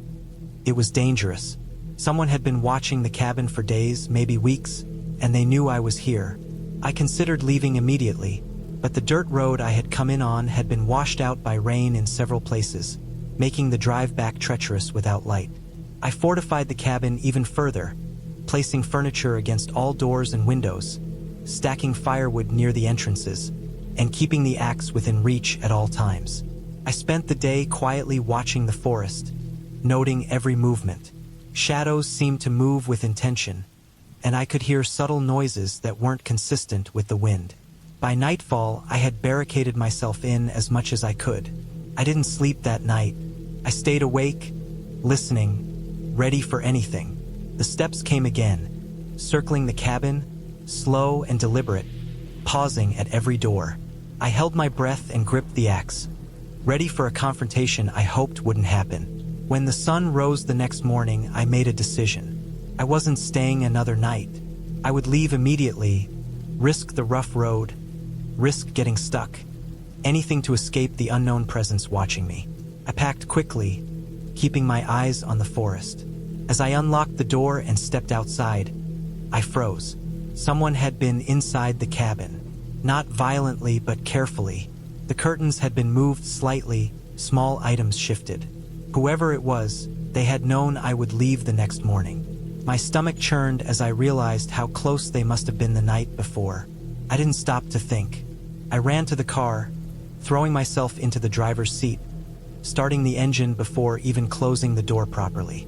I drove as fast as I dared on the narrow dirt road, every bump making me flinch, every shadow at the edge of the road a potential threat. The forest seemed to close in on me, trees pressing against the car as if trying to slow me down. After what felt like hours, I finally reached the main road, paved and familiar. My hands shook as I gripped the wheel, my body trembling from adrenaline and fear. I didn't look back. I didn't slow down until I reached a gas station in a small town. I reported the situation to the local authorities, describing the footprints and my suspicion that someone had been stalking the cabin. They took a report, checked the area, but found no one. I left that place behind, vowing never to return. The cabin was supposed to be a retreat, a place to find peace, but it had turned into a lesson in vigilance, in the danger of isolation, and in the reality that sometimes the scariest things are not in the dark corners of your imagination. They are real, patient, and waiting. Months later, I still dream about those nights, the sound of slow, deliberate footsteps circling a place that should have been safe. I've realized that real fear doesn't need monsters. It needs only the knowledge that someone is watching, waiting, and that when you are completely alone, you are at their mercy. That is a fear that never leaves you, no matter how far you drive, how bright the city lights, or how locked your doors are. I had been looking forward to this trip for months. The idea of leaving the city behind, even for a few days, and immersing myself in complete isolation had felt like a rare chance at freedom. I had rented a small, old cabin tucked deep in the woods, far from any main roads, towns, or neighbors. The listing had shown a wooden structure surrounded by towering pines, a small creek nearby, and a tiny clearing that let in enough sunlight to make the place seem inviting. When I first arrived, the cabin looked exactly like the photos, rustic but solid, with a stone chimney and a porch that sagged slightly under the weight of years. There was no cell signal, which was part of the reason I had chosen this particular location. No distractions, no way to call for help, just me and the forest. The drive there had been long, the kind of journey where the asphalt slowly gives way to gravel, and then gravel turns into dirt tracks so narrow I had to inch forward, careful not to scrape the car against the trees. The air changed the moment I left the main road behind. It became heavier somehow, full of the scent of damp pine needles and soil, a mixture I had always found comforting. But even on the drive, there was a tension I couldn't shake. The forest felt alive in a way that was almost suffocating. Every few minutes, I'd see movement between the trees, shadows that weren't quite shadows, the branches shifting as though something unseen was walking alongside me. I told myself it was my imagination, that the isolation was making my mind jittery, but a part of me knew it was more than that. Still, I was committed. I wanted this silence, this solitude. The first day was uneventful. I unpacked, carried my supplies inside, stacked firewood neatly by the hearth, and explored the surrounding area. The clearing behind the cabin opened up to a small creek with water clear enough to see the stones at the bottom. The sun glinted off the water in long, sharp lines, and for a while, I just sat there, letting the sun hit my face, listening to the quiet flow of the water, the rustling of leaves, and the distant call of a bird.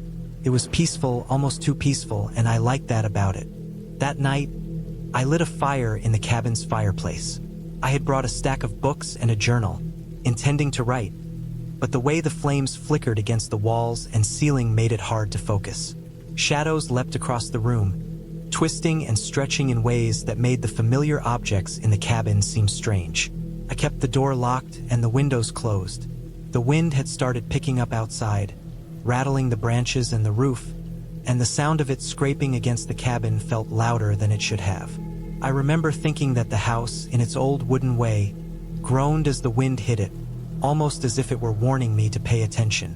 I slept lightly that first night, waking frequently to the sounds of snapping branches and distant animal calls. Each time I woke, my heart raced for a moment, but eventually I fell back into a restless sleep. I told myself that the forest had no monsters, that I was safe, that there was no one for miles around. I kept repeating it like a mantra, trying to quiet the unease that I didn't want to admit was growing inside me. The next morning, I decided to explore further.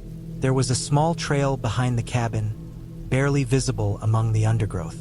The path seemed almost like it hadn't been used in years, the dirt thick with fallen leaves, moss, and small saplings growing in the middle of it.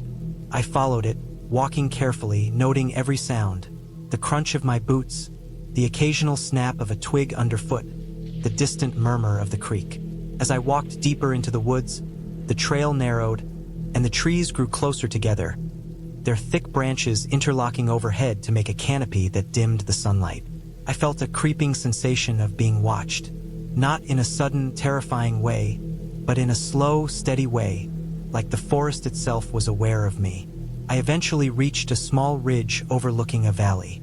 From there, the forest stretched out endlessly, rolling hills covered in trees, patches of mist clinging to the low areas. I stood there for a long time, taking it all in, feeling a mixture of awe and unease. The beauty of the place made the tension in my chest worse somehow. It was as though the forest's perfection was hiding something I couldn't yet see. I noticed fresh tracks in the dirt along the ridge, human footprints, I think, but I dismissed them. Maybe a hiker or a ranger. Still, I took note, feeling my pulse quicken. By the time I returned to the cabin, it was late afternoon. The wind had grown stronger, rattling the trees and making the branches creak. I gathered more firewood, double-checked that all the windows and doors were locked, and lit the fireplace. I tried to keep myself busy with small chores, but I couldn't shake the feeling that something was out there, just beyond the clearing, beyond the reach of the firelight. Shadows moved in the corners of my eyes, fleeting glimpses that vanished when I turned to look. I felt a tension in the air, thick and almost physical, pressing down on me, and I realized that I hadn't been this tense in years, not even during emergencies. It wasn't fear in the usual sense, but a premonition, a sense of danger I couldn't name.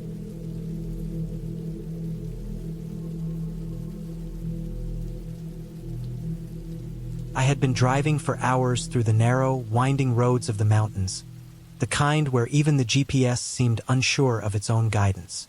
The sun was low on the horizon, bleeding red and gold through the thick canopy of trees. My plan had been simple. Spend a long weekend at a small cabin I had rented deep in the woods, away from everyone, to escape the noise of the city and the endless emails that seemed to chase me wherever I went. I was ready for silence, isolation, and nothing but the sound of the wind moving through the trees. The road ended at a small dirt path that looked more like a trail than a road. The cabin itself was hidden just off the path, mostly covered by overgrown brush and tall pines. From the outside, it was small, made of weathered wood with a steep roof and a chimney that looked like it hadn't been used in years. I parked my car and stepped out, the air instantly colder than I had expected. It smelled like wet pine needles, earth, and a faint metallic tang I couldn't place at first. Inside, the cabin was cramped but functional. There was a small kitchen area, a living space with a rickety couch and a few chairs, and a loft bedroom accessible by a narrow wooden ladder. Dust covered most surfaces, and the smell of old wood and mildew lingered in the corners. I unpacked my few things and started a fire in the stove, the flames sputtering to life after a few tries. The glow of the fire was comforting, and for a moment, the cabin felt like a safe retreat. The first night passed without incident. I slept fitfully in the loft, the creaking of the wooden beams above me and the occasional rustle outside the cabin keeping me half awake. In the morning, I explored the surrounding woods, taking care not to wander too far. The area was beautiful but isolating, with dense trees and uneven terrain. I noticed faint tire tracks and footprints nearby, evidence that others had been here recently, but I told myself it was nothing unusual. People hiked and camped in the area after all. The second day was calm at first. I spent hours reading and preparing simple meals on the small stove. By afternoon, the wind picked up, rattling the cabin and carrying the sound of distant branches breaking. I went outside to check the perimeter, feeling uneasy as shadows moved through the dense underbrush. The unease grew when I noticed fresh footprints near the cabin, too large to be an animal's, pressed into the damp soil. They weren't there the day before. My pulse quickened, but I forced myself to rationalize it. Perhaps hikers or hunters had passed through. Still, I double-checked the locks on the cabin doors and windows, a habit that suddenly felt necessary. As night fell, the wind became stronger, whistling through the cracks in the walls. I sat by the fire, the shadows it cast making the corners of the room seem deeper than they were. Then I heard it, a faint tapping on the outer wall of the cabin. Slow, deliberate, like someone running their fingers across the wood. My heart raced and I froze, listening. The tapping stopped. I told myself it was a branch hitting the cabin, but the sound returned, this time on the opposite side. My stomach turned as I realized it was following me as I moved. I grabbed a kitchen knife, the only weapon I had, and moved to the front door. Peering through the small window, I saw nothing but darkness and the shifting shapes of trees. The footprints outside had not disappeared, but no one was in sight. I barricaded the door as best I could with a chair and some furniture, my hands shaking. The tapping continued intermittently, now accompanied by the low sound of footsteps circling the cabin. My fear turned into a sharp, cold panic. Whoever or whatever was outside knew I was alone and vulnerable. Hours passed with no further sign, but sleep was impossible. Every snap of a twig, every gust of wind, made me jump. I considered leaving the cabin immediately, but the road back to civilization was narrow, and the darkness made it nearly impossible to navigate. I resolved to wait until daylight, keeping the fire going and staying close to the door. At first light, I ventured outside cautiously, the knife clutched tightly. The footprints were still there, larger and more defined now in the frost-covered earth. There were new marks as well, some of them dragging shapes, indicating something heavy had been moved. Panic gripped me, but I forced myself to focus. I walked to the nearest visible road, careful to stay behind trees and brush. When I reached the dirt path, I finally saw it. A person, crouched and hidden behind a large tree, observing the cabin. Their clothing blended with the environment, and for a moment I couldn't tell if they were armed. I didn't stop to think. I ran, sprinting along the path until my legs burned and my lungs ached. I didn't look back. I had a vague idea of the direction of the nearest town from the GPS, but the signal was weak and unreliable. Every step seemed to echo in the empty woods. After what felt like an eternity, I stumbled onto a more traveled road. My car was still parked where I had left it, but relief didn't come. I had to be sure they were not following me. I jumped in, locked the doors, and started the engine. The drive down the mountain was tense. Every shadow, every bend in the road made me imagine someone running beside the car. Once I reached the first small town, I stopped at a gas station and called the local sheriff. I explained as calmly as I could, though my voice shook. They asked for the cabin location, and I gave them the coordinates. Patrol was sent to investigate. I stayed in the town that night, never returning to the cabin. A few days later, I learned from the sheriff that the cabin had been used by a pair of criminals who had been hiding in the woods. They had been involved in burglaries and assaults in nearby counties, and the sheriff confirmed that the footprints and signs I saw were consistent with their activity. They were caught a few miles from the cabin, but not before they had spent days observing the area, watching for anyone who might wander into their territory. The experience left me shaken but also strangely grateful. I had survived by staying calm, observing, and taking immediate action when I felt the threat. I never went back to the mountains, but I made sure to tell friends and family about the location and the risk.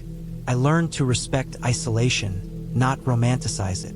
Nature was beautiful, yes, but when humans with intent lurked, beauty became danger.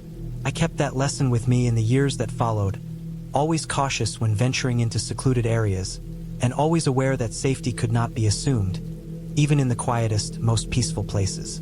Over time, the fear faded but the memory remained vivid. The tapping on the walls, the shadows circling the cabin, the footprints that should not have been there. It reminded me that isolation could be as dangerous as any storm or animal, and that survival often depended not on strength, but on awareness, patience, and the ability to act decisively when every instinct screamed to freeze. That weekend in the cabin had tested me in ways I could not have imagined, and I emerged stronger, more alert, and far more cautious. I had faced a real threat, and I had made it out alive. That clarity, that tangible understanding of risk and survival, became something I carried with me long after the woods had disappeared behind me.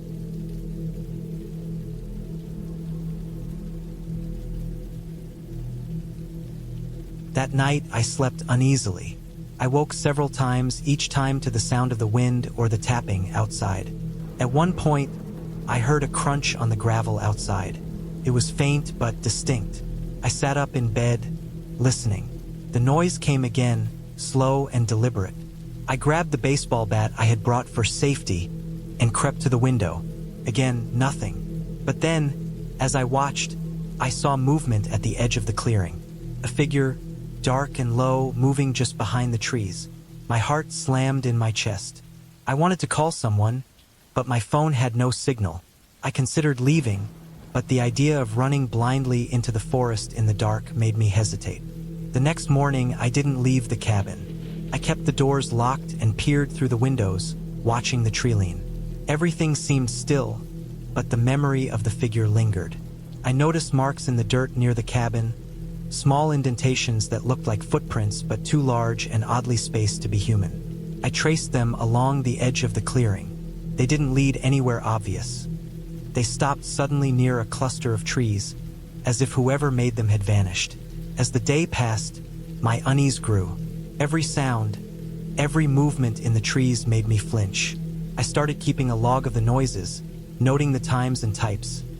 Tapping, rustling, soft thumps, scratches on the cabin walls.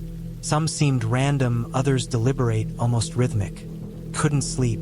Each time I closed my eyes, I imagined the figure outside, closer, waiting. On the third night, things escalated. Around 2 a.m., I woke to the sound of the door handle rattling. My stomach dropped. Someone was outside. I grabbed the bat and crept to the door, pressing my back against the wall. The handle rattled again, and I could hear soft breathing just beyond the wood. I considered yelling, but the sound of my own voice seemed dangerous. I remembered the tool shed at the side of the cabin and decided I needed to be ready. I quietly crept to it and grabbed a heavy hammer. Hours passed. I stayed in the living room, hammer in hand, eyes on the windows.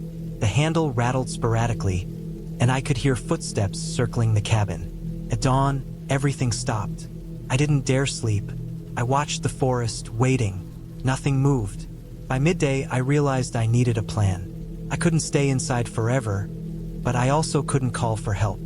The nearest road was several miles away, and my car was the only transportation. I packed a backpack with essentials: food, water, my bat, the hammer, and left a note on the table with my name and the address in case someone found it.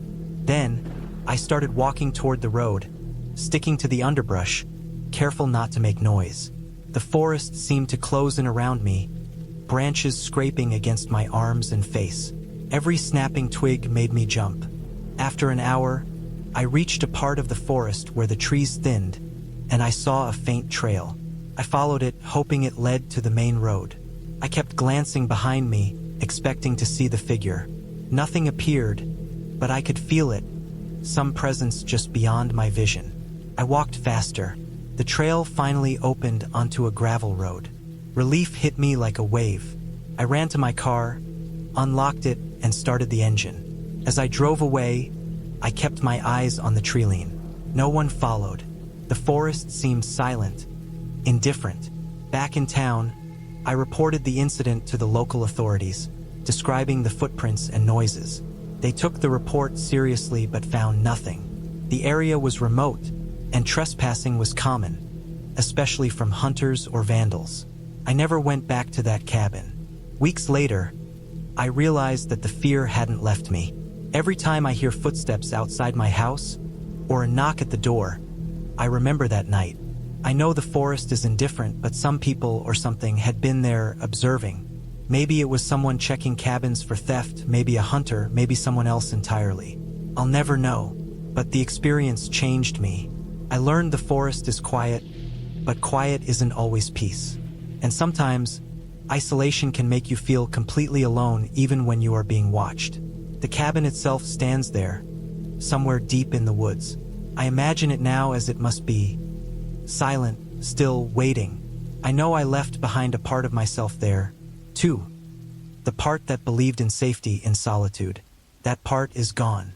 Now, when I go into the woods, I carry awareness with me, a constant vigilance. The experience taught me that fear isn't always about what you see. Sometimes it's about what might be there, what could be watching, waiting. And in that darkness, every sound, every shadow can become a threat.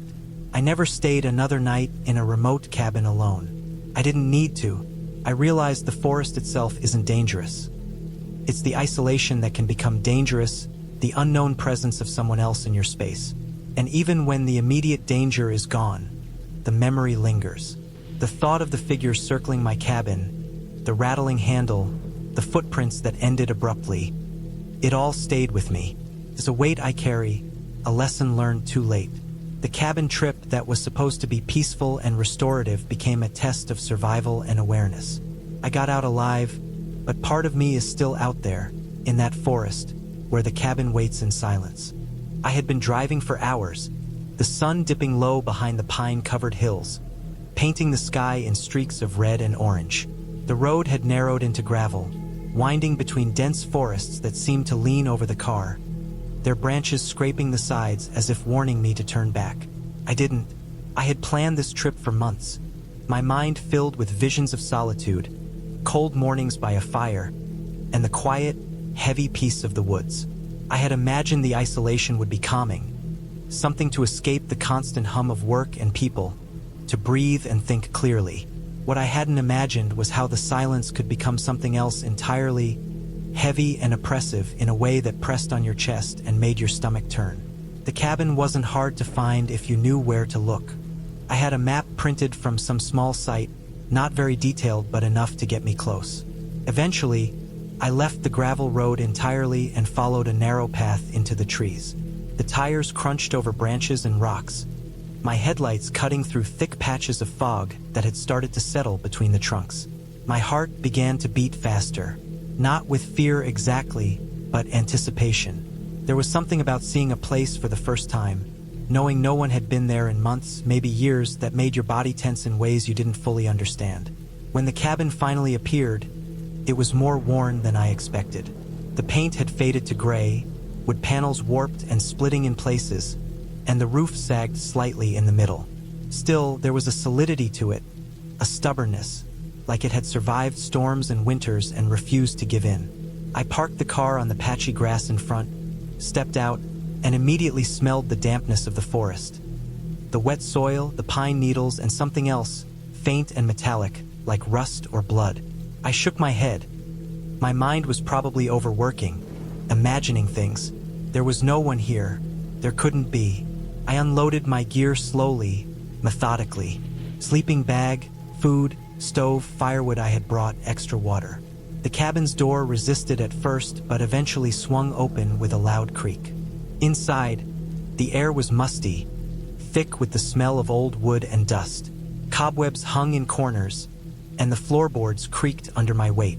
I moved carefully, running my hands along the walls, feeling the ridges of the wood.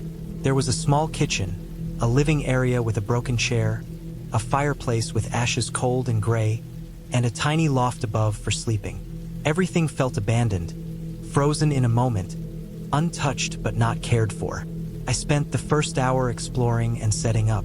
Firewood stacked near the fireplace, stove cleared, supplies organized. I lit a small fire, the warmth pushing back the damp chill that had seeped into my clothes. Outside, the fog thickened, blurring the edges of the forest and making the trees look like shadowed figures.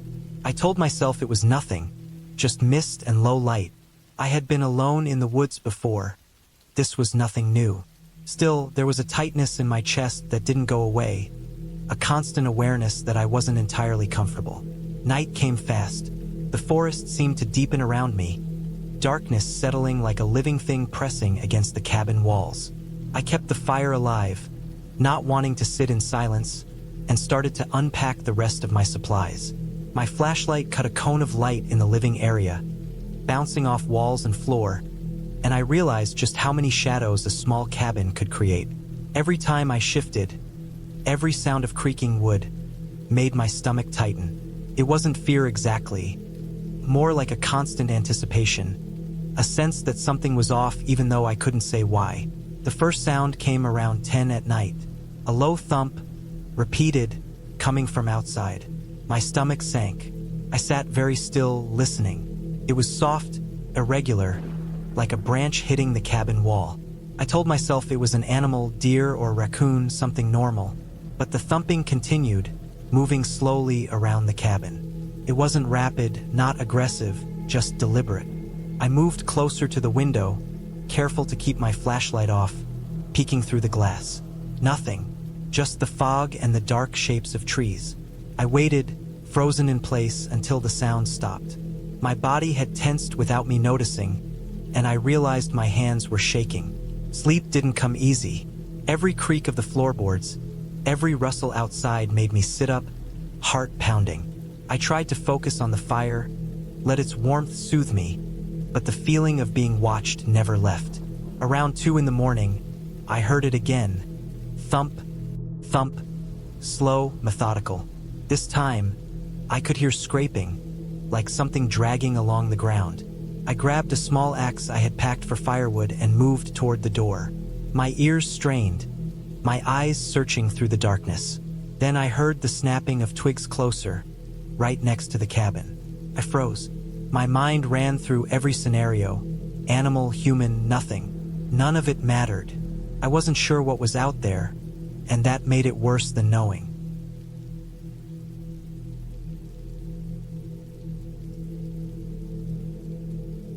I stayed in the corner, flashlight pointed at the door, every muscle tensed. Hours passed this way, every sound outside magnified. Eventually, I must have dozed for a few minutes, because I woke with a start, sunlight filtering weakly through the cracks. The forest looked calm in the morning light, the mist lifting, revealing trees, shadows, and no sign of anything unusual. The fire had died overnight, leaving gray ash, and my stomach was tight from fear and lack of sleep. I decided to stay inside most of the day, exploring only briefly. I checked the perimeter, moving carefully and keeping an eye on the woods. Nothing. No tracks, no footprints, no evidence anyone had been around. The thumping, dragging noises were gone, leaving only the quiet that now felt heavy and oppressive in a different way. I forced myself to eat, to drink, to move around. It was a tense, cautious day, each shadow feeling like a presence, every sound amplified. The isolation was both peaceful and terrifying. I could feel the cabin settling around me, wood contracting, branches scraping, and I realized that in this environment, every small sound becomes monumental. The second night was worse. I had tried to sleep during the day, resting my body for what I knew would be another sleepless night. Darkness fell, bringing the heavy silence with it. The wind picked up, rattling branches against the roof, making the cabin groan. Then I heard it again. Thump, thump, dragging. This time I was ready. I held the axe tightly, flashlight in the other hand, and waited. The sound circled the cabin slowly, pausing in places, and I realized something. It wasn't an animal. The movement was deliberate, almost human. My heart pounded. I stayed in the corner, listening. The thumps stopped as suddenly as they had started, and I didn't move for hours, every nerve taut. By morning, I knew I had to leave. I couldn't stay another night wondering if someone, or something, was out there, waiting. I packed quickly, keeping my senses alert. The woods were quiet, deceptive in their peace. I retraced the gravel path, eyes scanning constantly for movement. Each step felt heavier than the last, every shadow potentially hiding a threat. I was exhausted, tense, constantly aware of my surroundings. Finally, after what felt like hours, I reached the main road. Relief hit me in waves, my shoulders loosening for the first time in days. I kept driving, leaving the forest behind, the cabin swallowed by the distance and trees. Weeks later, I learned from a local that the area had been used occasionally by hunters and squatters. No one lived there permanently, but the locals avoided the spot at night, warning that people sometimes camped illegally, and occasionally they would leave traps or equipment behind, unexplained. The story didn't lessen my experience. If anything, it made it clearer. I hadn't imagined the thumping or dragging. Someone or multiple someones had been near that cabin. They hadn't needed to confront me, hadn't needed to hurt me, but the knowledge that others were around, invisible, unpredictable, made the night stretch endlessly. After that trip, I swore off solo cabin stays in remote woods. I still hiked, I still camped, but always in populated areas or with a group. That experience stayed with me for months. I would wake up in the middle of the night, heart racing, certain I heard something moving outside, and then I'd remember the cabin, the thumps, the dragging, the weight of silence that pressed so heavily against me. It taught me respect for isolation, for how small and vulnerable a person becomes when surrounded by darkness and uncertainty. It also taught me caution. I now plan trips with far more preparation, always informing someone of my route, always carrying means to defend myself and escape. The fear I experienced was real, rooted in observation and experience, not imagination. And while the cabin remains in my memory as a place of tension and near panic, I also remember the clarity I gained, the awareness of my limits, the value of preparation, and the importance of trust in your instincts. That cabin, abandoned and silent, was more than wood and nails. It was a reminder that the world can be unexpectedly hostile, and sometimes survival is simply about patience, observation, and knowing when to leave. I had been driving for hours through winding forest roads that were narrower than I expected, with overhanging trees brushing against the sides of my car as if they wanted to block me from moving forward. The sun was dipping low behind the dense canopy, and shadows stretched across the dirt road in long, jagged lines. I had planned this trip for months. A week alone in a cabin far from anyone, just me, the woods, and the quiet I craved. I wanted to escape the city noise, the constant hum of traffic and people, the emails that never stopped. I imagined myself sitting on the cabin porch, coffee in hand, watching the fog rise over the lake nearby. But as I drove deeper into the forest, a knot of unease started forming in my stomach, tightening with every mile. The GPS signal kept flickering. I knew the cabin address, but the map on my phone was lagging behind, the dot that represented me jumping forward in fits. Eventually, the road split, and I realized I had missed a turn. There were no signs, just tall pines leaning over the road, thick undergrowth on either side. I had to backtrack carefully, trying to avoid ruts and loose rocks. Finally, after what felt like an eternity, I saw it. A narrow dirt driveway leading up to a clearing, and there, sitting quietly among the trees, was the cabin. It was rustic but solid, made of logs with a steep roof and a small porch. Smoke curled from the chimney, and I could hear the faint sound of water dripping somewhere nearby. I parked, cut the engine, and sat in silence for a moment, letting my eyes adjust to the gloom that was creeping over the forest as the sun fell lower. The isolation struck me immediately. I was alone, completely alone, save for the occasional bird that darted through the branches and the wind sighing through the trees. Inside, the cabin smelled faintly of wood smoke and something earthy, a mix of damp pine and old logs. Dust had settled on the shelves and furniture, but the place was clearly maintained. There was a small kitchen area with a stove and a sink, a living space with a sofa and a fireplace, and a single bedroom upstairs. I unpacked my things, moved slowly through the rooms, taking note of the heavy wooden door locks and the small windows that offered a view of the forest. Despite the quiet, there was a strange tension in the air, something I couldn't name, the kind of feeling that makes you glance at the corners of a room even when nothing is there. I spent the first evening unpacking and making dinner. I cooked a simple meal, pasta with canned sauce, and ate it sitting at the small wooden table.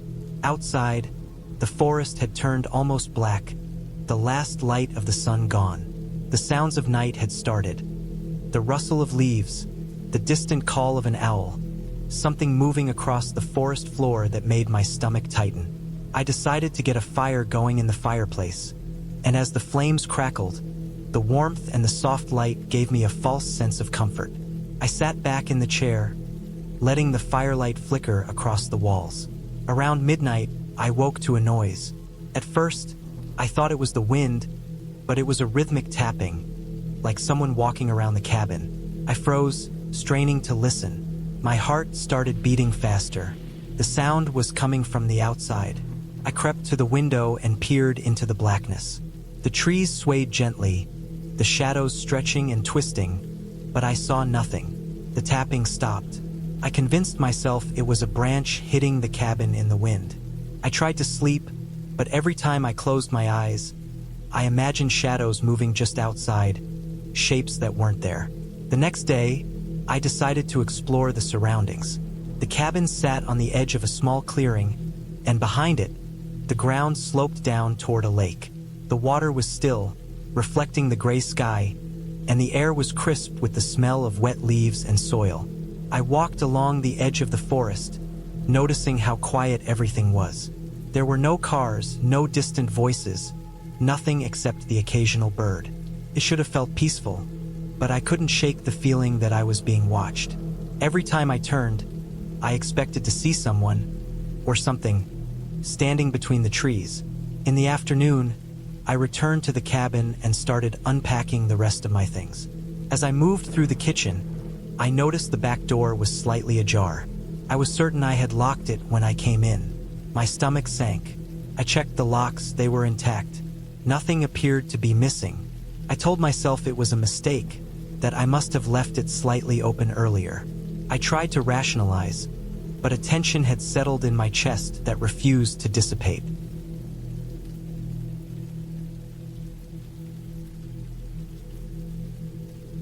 I had been driving for hours, the sun dipping low behind the pine-covered hills, painting the sky in streaks of red and orange. The road had narrowed into gravel, winding between dense forests that seemed to lean over the car, their branches scraping the sides as if warning me to turn back. I didn't.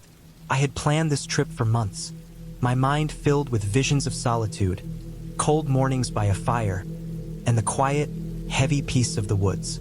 I had imagined the isolation would be calming, something to escape the constant hum of work and people, to breathe and think clearly. What I hadn't imagined was how the silence could become something else entirely, heavy and oppressive in a way that pressed on your chest and made your stomach turn. The cabin wasn't hard to find if you knew where to look. I had a map printed from some small site, not very detailed but enough to get me close. Eventually, I left the gravel road entirely and followed a narrow path into the trees. The tires crunched over branches and rocks, my headlights cutting through thick patches of fog that had started to settle between the trunks. My heart began to beat faster, not with fear exactly, but anticipation. There was something about seeing a place for the first time, knowing no one had been there in months, maybe years, that made your body tense in ways you didn't fully understand. When the cabin finally appeared, it was more worn than I expected. The paint had faded to gray, wood panels warped and splitting in places, and the roof sagged slightly in the middle.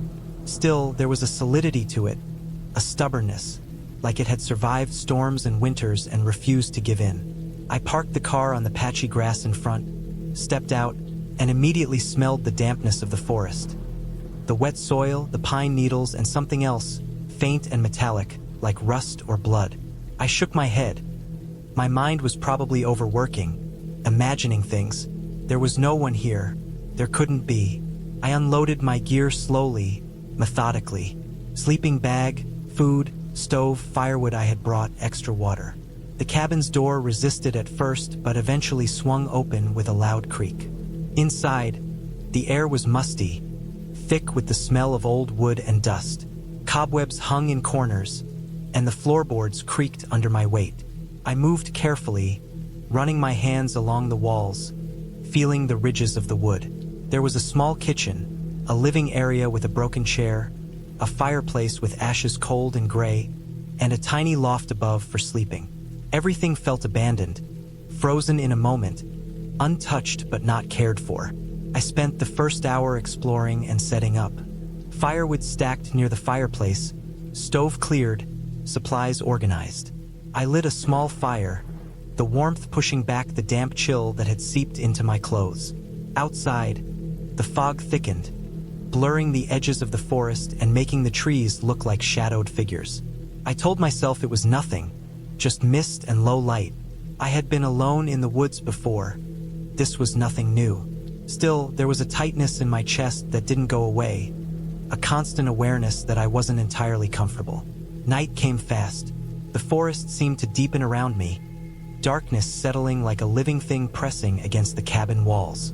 I kept the fire alive, not wanting to sit in silence, and started to unpack the rest of my supplies. My flashlight cut a cone of light in the living area, bouncing off walls and floor, and I realized just how many shadows a small cabin could create. Every time I shifted, every sound of creaking wood made my stomach tighten. It wasn't fear exactly, more like a constant anticipation, a sense that something was off even though I couldn't say why.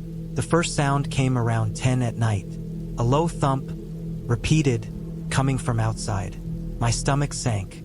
I sat very still, listening. It was soft, irregular, like a branch hitting the cabin wall. I told myself it was an animal, deer or raccoon, something normal, but the thumping continued, moving slowly around the cabin. It wasn't rapid, not aggressive, just deliberate. I moved closer to the window, careful to keep my flashlight off, peeking through the glass. Nothing, just the fog and the dark shapes of trees. I waited, frozen in place, until the sound stopped. My body had tensed without me noticing, and I realized my hands were shaking. Sleep didn't come easy. Every creak of the floorboards, every rustle outside made me sit up, heart pounding. I tried to focus on the fire, let its warmth soothe me, but the feeling of being watched never left. Around 2 in the morning, I heard it again. Thump, thump, slow, methodical. This time, I could hear scraping, like something dragging along the ground. I grabbed a small axe I had packed for firewood and moved toward the door. My ears strained, my eyes searching through the darkness. Then I heard the snapping of twigs closer, right next to the cabin. I froze. My mind ran through every scenario. Animal, human, nothing. None of it mattered. I wasn't sure what was out there, and that made it worse than knowing. I had been driving all day, the kind of drive that gnaws at your patience and wears your mind down without you even noticing until it's too late. The kind that turns monotonous landscapes into a blur of trees, fields, and distant hills. I had been planning this trip for months, a long weekend away from the city, away from work emails, bills, and the constant pressure to be on all the time. I found a cabin online, the kind that promised peace, isolation, and the satisfaction of finally being alone with your thoughts. It was set deep in a forest, miles from the nearest town, surrounded by thick trees and a small, slow-moving creek. The pictures made it look cozy. Log walls, a stone fireplace, a porch that wrapped around one side. I was convinced that alone in that quiet, with only the sounds of the forest, I would finally get the mental reset I desperately needed. I arrived late in the afternoon, the sun hanging low and turning the treetops gold. The dirt road leading to the cabin was rough and full of potholes, and my little sedan groaned at every dip. By the time I reached the cabin, the tires had a thin layer of red dust, and my arms were sore from gripping the steering wheel. I parked in the small clearing in front of the cabin and got out. The air hit me with that cold, damp forest smell mixed with the sweet scent of pine and wet earth. The kind of smell that seems almost alive, heavy and clinging, and I could feel it settle into my clothes and hair. The cabin was exactly like the pictures. Logs darkened by age, a stone chimney that must have seen dozens of winters, and windows that reflected the trees like mirrors. There was a pile of firewood stacked neatly by the porch and a rusted metal lantern hanging by the door. I unlocked the cabin, and the smell inside was a mixture of old wood and something faintly sour, like moisture had settled into the walls for years. I didn't mind it. It felt authentic, lived in, and untouched by modern life. Inside, the cabin was simple. A small living area with a couch, a table, a kitchenette that had the basics but no electricity beyond the fridge and stove, and a stone fireplace that ran along the far wall. The bedroom was tiny, just a bed, a small dresser, and a window facing the woods. I set my bag down and walked around, touching the wooden walls, inspecting the locks, and making mental notes of where I could sit and where I could stash things if I needed to secure myself. My instincts had been sharpened by too many years of watching true crime shows, listening to survival podcasts, and reading about people in remote areas who went missing or worse. I told myself I was overthinking, but the habit stayed with me. I spent the first hour just settling in, unpacking my small bag, lighting the fireplace, and making tea on the gas stove. The sun was gone now, and the forest had taken on a darker hue, shapes forming in the shadows that weren't there before. The wind picked up, rustling the trees, and the cabin seemed to settle under the weight of the night. Every creak in the floorboards sounded louder, every shift of the wind against the walls more deliberate. I shook it off, blaming it on fatigue. By the time night fully arrived, I had eaten a simple dinner, set up the lantern on the table, and settled into the couch with a blanket. The forest outside was alive with sounds. The snap of twigs, the low hum of some nocturnal insect, the occasional distant call of an animal. Nothing unusual, nothing threatening, but in the complete isolation, every sound had weight. I could feel the darkness pressing against the windows, pressing into the room, and it made my skin crawl even as I tried to tell myself it was just me being dramatic. Sleep didn't come easily. I lay in the bed, listening to the wind, feeling the cabin shift and sigh as the night wore on. Around midnight, I thought I heard something else. Steps, deliberate and slow, outside the cabin. My heart raced. I froze, straining to hear. The steps stopped, and silence fell again, heavier this time.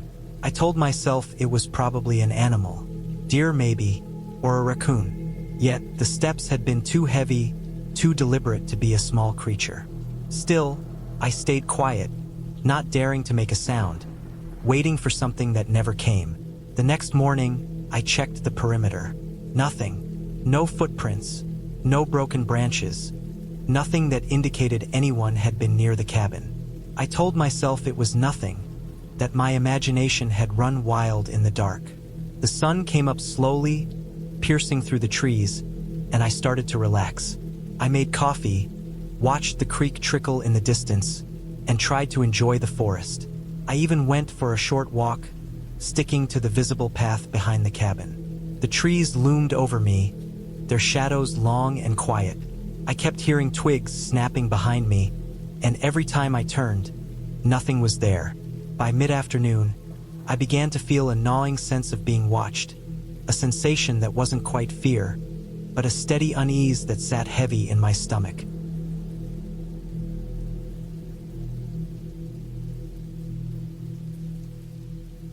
That night, sleep didn't come easily. I lay in bed, listening to the wind, the creaks of the cabin, the occasional distant sound of what might have been an animal or something else entirely.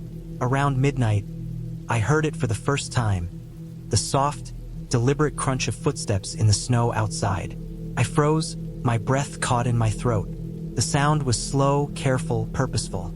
Someone or something, was moving around the perimeter of the cabin. My first instinct was to think it was a hiker who had gotten lost, but even as I thought it, I knew that wasn't true. I had locked the doors. The windows were shut. The snow was undisturbed beyond the immediate area, except for those footsteps. They circled the cabin slowly, methodically. My mind raced. Should I call for help? There was no signal. Should I try to confront whoever it was? I was alone. The rational part of me told myself it might be an animal, a large deer or something, but the sound didn't match. This was deliberate, human, intentional. The footsteps stopped suddenly, right outside the cabin's door. I could feel my heart hammering so loudly I was sure it would give me away. I lay as still as possible, my ears straining for the next sound. After what felt like hours but was probably only minutes, the footsteps started moving again, retreating slowly into the darkness of the forest. I didn't breathe until I was sure they were gone. The rest of the night was sleepless. Every noise made me jump. Every shadow seemed to stretch toward me. I stayed awake until the sky lightened, until the first weak rays of sunlight filtered through the trees. The next day, I took the axe I had brought and patrolled around the cabin. I circled it carefully, examining the perimeter. The snow was disturbed, footprints visible in multiple directions, but no one was there. No other signs, no clues, nothing. I took pictures of the tracks, just in case, and reinforced the locks on the doors and windows. My nerves were frayed, and the isolation felt oppressive. The forest seemed less beautiful now, more threatening, as though it were hiding its true nature from me. Still, I forced myself to stay calm, to rationalize, to tell myself that no one could have stayed there all night without me seeing them, that it must have been an animal. I repeated this over and over, even though it didn't make me feel any better. That evening, I decided to stay inside completely. I stacked firewood near the fireplace, shut the curtains, and kept the doors locked. But the wind had changed. It howled now, rattling the cabin violently, and I could hear things moving outside. Branches breaking, stones shifting, heavy scraping sounds. My heart jumped at every noise. Then I noticed something odd. One of the boards on the back wall, near a small window, was slightly ajar. I had checked all the doors and windows, I was certain of it. I approached slowly, my hands trembling, and pushed it closed. There was a faint scratch mark along the wood. I couldn't see anything beyond it in the darkness, but my mind refused to let go of the thought that someone, or something, had been watching me from the other side. I spent the rest of the night crouched near the fire, my eyes scanning every corner of the room, the shadows dancing across the walls like they were alive. I didn't sleep. I barely moved. I just sat there, waiting for dawn, waiting for something to happen, dreading the possibility that someone could break in, but also dreading that I might not be able to handle what I would find if I went outside. By the time the first light came through the trees, I was exhausted in a way I hadn't known before. Every muscle ached, my eyes stung, and my hands shook. I realized that the tension wasn't just in my mind. It had taken over my body, worn me down, made me hyper-aware in a way that was nearly unbearable. When I finally stepped outside, the forest looked calm again, deceptively normal. I followed the tracks that had been left around the cabin overnight. There were more than one set now, overlapping, as if someone had been moving in and out, studying the cabin, observing me. But there was no sign of any living person. The thought terrified me, but I also realized I had to act rationally. I gathered my supplies, loaded the car, and decided to leave. I didn't look back. I drove down the dirt road carefully, the tracks disappearing behind me, but the memory of them, and of that night, stayed with me long after I returned to civilization. Weeks later, I returned with a local contractor to check the cabin. We found that the foundation had shifted slightly over the years, creating a small gap behind one of the walls where someone could have hidden temporarily without being seen. Small animals had also left tracks, but the human-like footprints in the snow were still a mystery. Perhaps it had been a trespasser, someone curious, someone who had noticed the cabin was empty and had circled it for hours, perhaps trying to scare me. Or maybe it had been a combination of natural noises, small animals, and my own mind amplifying everything in the dark. Either way, I reinforced the cabin, filled every gap, locked every door, and made sure no one could enter unnoticed again. I never returned to that cabin alone. I never felt the same freedom or calm in the forest after that night. But the experience taught me something I didn't expect. Isolation magnifies everything. Silence is never truly empty. The forest is never truly still. And being alone doesn't just expose you to danger. It exposes you to yourself, to fear, to every tiny sound that can become a roar in the dark. Even now, years later, when I think of that cabin, I can feel the cold, the weight of the wind, the way the shadows moved across the walls. I can remember the sound of deliberate footsteps in the snow, circling, waiting, and I know I survived not because of luck, but because I stayed alert, because I respected the isolation, and because I never let curiosity put me at risk again. I made it out alive, and I learned to never underestimate the quiet, the shadows, or the forest itself. It began with the drive up the mountain, the road winding in tight curves, the forest closing in from both sides, dark and dense even in the late afternoon sun. I had been looking forward to this cabin trip for months. The place was isolated, deep in the wilderness, far from any cell signal, far from any noise except the wind in the trees and maybe the occasional animal. I had prepared thoroughly. Extra blankets, food that could last a week, water, a first aid kit, batteries, a gas lantern, and my backpack filled with essentials. I liked being prepared. I always liked being prepared. But nothing could prepare me for what that weekend turned into. The cabin itself was small but sturdy, made of old timber with a tin roof, and it looked like it had been there for decades. The previous visitors had left it clean, though dusty, and it smelled faintly of wood polish and the cold air trapped inside. There were 2 small bedrooms, a kitchen area with a wood stove, a living space with a worn couch, and a tiny bathroom. Outside, the forest stretched in every direction.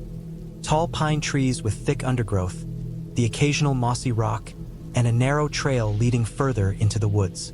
I parked my car and unloaded everything, carrying the bags inside one by one. The place was eerily quiet, and the kind of quiet that makes every little sound feel sharper, more noticeable. The drip of water from the roof, a branch snapping somewhere outside, a bird calling far off. I spent the first few hours organizing things, stocking the firewood pile near the stove, checking the windows and locks. Everything felt fine, normal. That is, until sunset. When the light began to fade, the forest outside turned from green to deep gray, and shadows stretched long and strange across the cabin walls. I lit the lantern and turned on the small battery-powered lamp in the kitchen. The cabin felt warmer immediately, and I felt a little safer. But the quiet outside became heavier, thicker, almost like it was pressing against the walls. I decided to explore a bit. The trail behind the cabin was narrow and overgrown. I followed it a short distance, just enough to see where it went. Curved around a small hill, then disappeared into the trees. The undergrowth was dense, and the ground was soft from fallen needles and leaves. I spotted animal tracks, deer probably, and maybe a raccoon, but nothing large enough to be dangerous. Still, the forest felt alive in a way that made me uneasy, and I decided not to go too far. On the way back to the cabin, the wind picked up, whistling through the trees. It made a constant creaking noise, like the forest itself was moving. Back inside, I started a fire in the stove. The flames crackled and gave off a soft, warm light. I ate a simple dinner, some canned soup and bread, trying to relax. I told myself that the forest was just normal, that the cabin was safe. Yet, as I washed the dishes in the small sink, I couldn't shake the feeling that someone, or something, was out there, watching. I checked the windows again. Nothing, just the dark trees moving slightly in the wind. Night fell fully, and the darkness outside became almost absolute. The moon was low and hidden behind clouds. The forest seemed to swallow all light. I sat near the fire, reading by the flickering glow of the lantern. Occasionally, I would hear a noise outside, a branch breaking, leaves rustling. But each time I looked, there was nothing. I told myself it was the wind, the normal sounds of the forest at night. Still, my nerves were on edge. Around midnight, the first real scare happened. I was asleep on the couch, the fire reduced to glowing embers. When I woke suddenly, there was a sound, soft but distinct, at the edge of the cabin. I froze, straining to listen. It sounded like footsteps, slow and deliberate, moving through the leaves. I didn't move. I didn't breathe. After a few minutes, the sound stopped. I waited, heart pounding, and eventually convinced myself it had to be an animal. But then I heard it again, closer this time, as if whatever it was had moved along the side of the cabin. My stomach dropped. I didn't dare look outside. I grabbed the small hatchet I kept near the couch, just in case, and tried to convince myself to stay calm. Hours passed, and I didn't hear anything more. Morning came, pale light seeping through the curtains. I checked the perimeter carefully. Nothing. No footprints in the soft ground around the cabin. No signs of forced entry. Nothing. Still, the feeling of being watched lingered. I tried to rationalize it. Maybe a hiker had passed by last night, or a curious animal. I unpacked my camera gear and decided to take a short walk down the trail to distract myself. The walk was uneventful, but on the way back, I noticed something strange. The firewood pile I had stacked neatly the day before was disturbed. Not completely overturned, just moved slightly, as if someone had stepped on it or shifted the logs. My heart skipped a beat. I double-checked the doors and windows. Everything was still locked. I considered calling someone, but, of course, there was no signal here.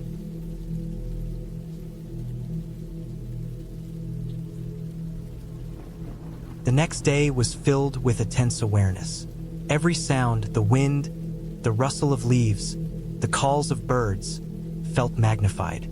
I kept thinking I saw shapes moving in the trees when I glanced outside, but when I looked directly, there was nothing.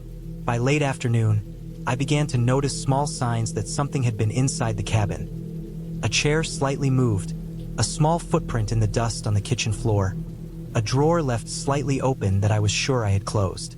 I decided to stay inside for the rest of the day, lighting the fire early and keeping my hatchet nearby. I packed a bag with essentials, water, food, the lantern, and the hatchet, and kept it close. The forest outside seemed alive with quiet menace, though I reminded myself that it was just a forest. Still, the longer I stayed in the cabin, the more I felt trapped, like there was no safe way to leave. That night, the footsteps returned, louder, more deliberate. This time, they circled the cabin, slow and measured. I stayed still, listening, my breathing shallow. Then came a sound at the door, a soft, deliberate tap. My hand instinctively gripped the hatchet tighter. Tap, tap, tap. I waited, trying to calm myself, trying to think rationally. It stopped. Silence again, but the feeling of being watched was stronger than ever. I didn't sleep that night. I just sat near the fire, listening, waiting for dawn. The morning brought relief in light, but also clarity. This was no animal. It had to be a human. Someone had found the cabin, and they had been moving around, testing me, watching me. Panic set in. I couldn't just stay here. I had to leave. But the only road down the mountain was long and winding, and if someone was out there, I couldn't be sure it was safe. I packed everything quickly, trying not to make noise, keeping the hatchet in hand, and prepared to leave at first light. I waited until the sun was fully up, then moved quickly to the car. As I opened the door, I froze. There, carved into the mud near the tires, were footprints, large and heavy, circling the car, stopping just short of where I stood. Whoever had been here had been close enough to see me, had circled me while I slept. I felt a cold sweat. I got in the car, locked the doors, and started the engine slowly, listening for any sound. Nothing. I drove down the mountain, eyes constantly scanning the roadside and the trees. The drive was tense and nerve-wracking. Every sound, every shadow made me flinch. When I finally reached the main road, with other cars and houses, the tension didn't lift entirely. But I called the local ranger station, reported the cabin, and explained what I had found. They said they would check it out. I didn't wait around. I drove all the way home without stopping. Weeks later, I learned that the cabin had indeed been broken into. The rangers found signs of recent trespassing, footprints, disturbed wood, and small tools left behind. There was no theft of significant items, but whoever had been there had clearly been exploring, testing, and watching. They never found the person. The experience left me shaken. I realized how vulnerable I was, how quickly isolation can turn a place that seems safe into a nightmare. But I also realized the value of preparation, of awareness, and of trusting instincts. I never returned to that cabin. I never will. I keep my trips to wilderness areas carefully planned now, always with friends, always with communication devices, always knowing the risks. That cabin experience, terrifying as it was, taught me the limits of comfort, the thin line between solitude and danger. It taught me that fear is real, not imaginary, and that sometimes the scariest things are not in stories. They are real, quiet, and patient, waiting in the shadows, watching, moving carefully until you realize how vulnerable you are. Even now, years later, when I hear a branch snap in a quiet place, or see a shadow move at the edge of the forest, I remember that weekend, the small cabin, the dark trees pressing in. I remember the feeling of footsteps circling me, the cold certainty that someone had been watching, waiting. And I know that no matter how prepared I think I am, I can never entirely erase the memory of that fear. The knowledge that danger can be silent, patient, and close, even when you feel completely alone. It started as a simple plan. One of those weekends I decided to escape the city for a little solitude. I had been working long hours at the office, sitting at a desk under harsh fluorescent lights, my back stiff from the chair, my head constantly buzzing with tasks, emails, and calls. I wanted a break, something away from the noise of people, the sound of traffic, the constant interruptions. I looked online for a small cabin to rent, somewhere remote but reachable by car, close to the mountains or a forest where I could breathe fresh air and hear nothing but the wind in the trees. After scrolling through dozens of listings, I found one that seemed perfect. It was a small, rustic cabin set back from a gravel road, surrounded by dense pine forest. The photos showed a wooden exterior, a small porch, a stone fireplace inside, and large windows overlooking a clearing. It wasn't fancy, but it didn't need to be. It was isolated, quiet, and it had exactly the vibe I wanted. Alone with nature, away from everyone. I packed my car carefully, making sure I had everything I could need. Enough food, water, a first aid kit, extra blankets, a flashlight, batteries, a pocket knife, a small handsaw, matches, and a lighter. I also packed a few books, a notebook, and some pencils to write. I didn't want to be too roughing it, but I also didn't want to be dependent on the modern world. I left on Friday afternoon, taking the scenic route I had researched. The drive was long but beautiful, winding through valleys and past streams, the air slowly smelling cleaner and sharper the closer I got to the forest. The sun was low when I finally turned onto the gravel road leading to the cabin. The trees pressed close on either side, tall pines and oaks with thick underbrush. The road was narrow, and I had to drive slowly, my car crunching over loose stones. Eventually, the cabin came into view, a modest wooden structure with a small porch that creaked as I stepped onto it. There was a stack of firewood beside the door and a small cleared space around the cabin. But beyond that, it was all forest. I unloaded my bags, carried them inside, and set everything down. The cabin smelled of wood smoke and dust, a faint mustiness from being uninhabited for some time. I immediately felt the isolation settle in, that mix of relief and unease that comes from knowing you are completely alone in the woods. I spent the first hour walking around the cabin, exploring the surroundings. The forest was thick, quiet except for the rustling of leaves and the occasional bird call. I noticed animal tracks in the dirt. Deer, maybe a fox, but nothing that seemed threatening. I started a fire in the fireplace and cooked a simple meal over the stove, the flames crackling and sending a warm glow across the cabin. Night came quickly, and with it the forest changed. Shadows deepened, the wind whispered through the trees, and every sound seemed sharper, closer. I told myself it was normal, just the quiet of being alone making ordinary noises sound strange. I went to bed early, tired from the drive and the day of unpacking. The mattress was firm, but comfortable enough. I fell asleep listening to the sound of the fire dying down. Around 2 a.m., I woke up to a noise that didn't fit the cabin. the sound of footsteps outside. I froze, straining to hear. The wind was strong now, shaking the branches, making them scrape against the roof. But the footsteps were different. They were deliberate, slow, and heavy. I sat up in bed, my heart starting to race. I told myself it could be an animal, maybe a deer or a raccoon. But the steps were too measured, moving closer, circling the cabin in a way that animals didn't. I reached for my flashlight and my pocket knife, quietly getting out of bed. The floorboards creaked under my weight, and I paused, listening. The footsteps stopped for a moment. I held my breath, gripping the knife tightly. Then the sound moved again, closer to the side window. My mind raced with possibilities. I could call for help, but I realized there was no cell service here. The nearest town was miles away, and the cabin felt completely cut off. Panic began to creep in. I remembered the small handsaw I had packed. If someone tried to break in, I could use it as a weapon. I also checked the doors and windows, making sure they were locked. The steps moved to the back of the cabin, then paused again. I stayed quiet, listening. After what felt like an eternity, the footsteps moved away, fading into the distance. I waited until I was sure they were gone. Then I sat on the floor in the corner of the cabin, trying to calm myself. My mind kept racing. Was it a person? Someone lost? Someone dangerous? The isolation that had felt peaceful now felt like a trap.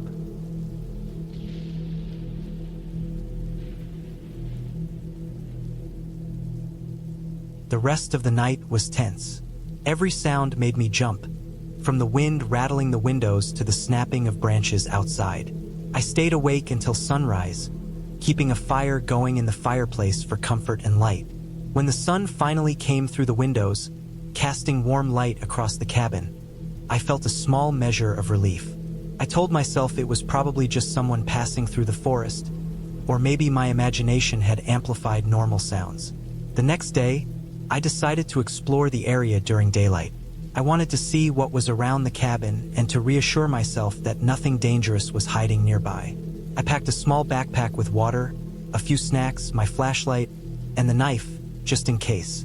I walked along a narrow path that led deeper into the forest.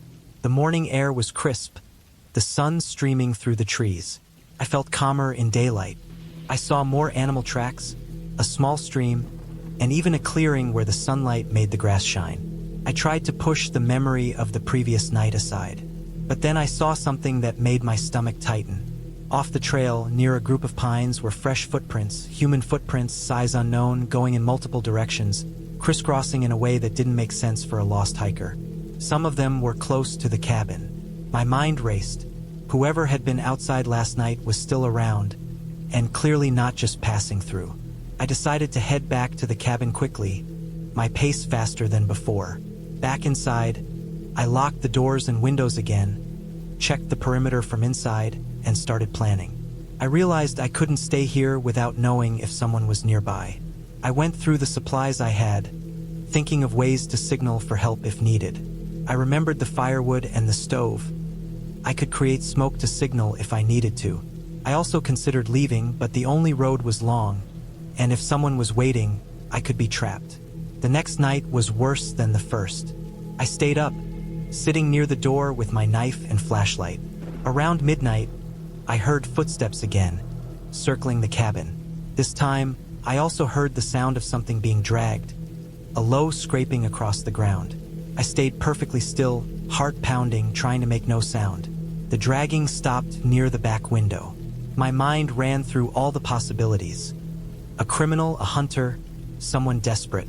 I realized that I needed a plan to protect myself. I remembered the small cellar beneath the cabin. It was dark, just a crawl space, but it could serve as a hiding place if needed. I got a flashlight and went down there, staying as quiet as possible. The steps above moved around the cabin, then stopped. I could hear breathing, heavy and slow. Time stretched, each second unbearable. After what felt like hours, the footsteps moved away, fading into the distance again. I waited a long time before climbing back up, my hands shaking. The next morning, I decided I couldn't stay. I packed quickly, keeping my knife and flashlight close. I planned to leave at first light, taking the gravel road back to the main highway. I checked the surrounding area as I walked to the car, making sure no one was hiding nearby. Every rustle of leaves made me tense. I reached the car and started it quietly, glancing in the rearview mirror. The forest was empty, the only sound the wind in the trees. I drove slowly at first, then faster as I reached the main road. My mind kept replaying the nights, the footsteps, the dragging sound. I realized how isolated I had been, how vulnerable. The experience stayed with me long after I returned home. I reported the footprints and the possibility of someone lingering in the woods to the local ranger station. They said it could have been someone passing through, maybe a hunter or camper, but the pattern didn't make sense for a normal visitor. Weeks later, I returned to the cabin area with the rangers. They searched the forest extensively but found no evidence of anyone living or hiding there. The cabin was empty, untouched, but the tracks from my visit remained in the dirt, a reminder of the isolation I had felt. I realized that sometimes the scariest experiences are not from what you see, but from what might be there, just out of sight. Being alone in the wilderness, you are completely aware of every sound, every movement, every shadow. And in that awareness, your mind fills in the gaps with possibilities, some real, some imagined. I never returned to that cabin alone again. I learned the importance of preparation, of understanding the risks of isolation, and of respecting the forest not just as a beautiful place, but as a place where anything could happen when you are completely alone. The experience taught me caution, vigilance, and a certain humility. And though I eventually found peace in other solitary trips, I never forgot the nights I spent in that cabin, the sounds that seemed to surround me, and the feeling of being truly exposed in the middle of the forest, with nothing but my instincts and supplies to protect me. The following morning, I decided to investigate.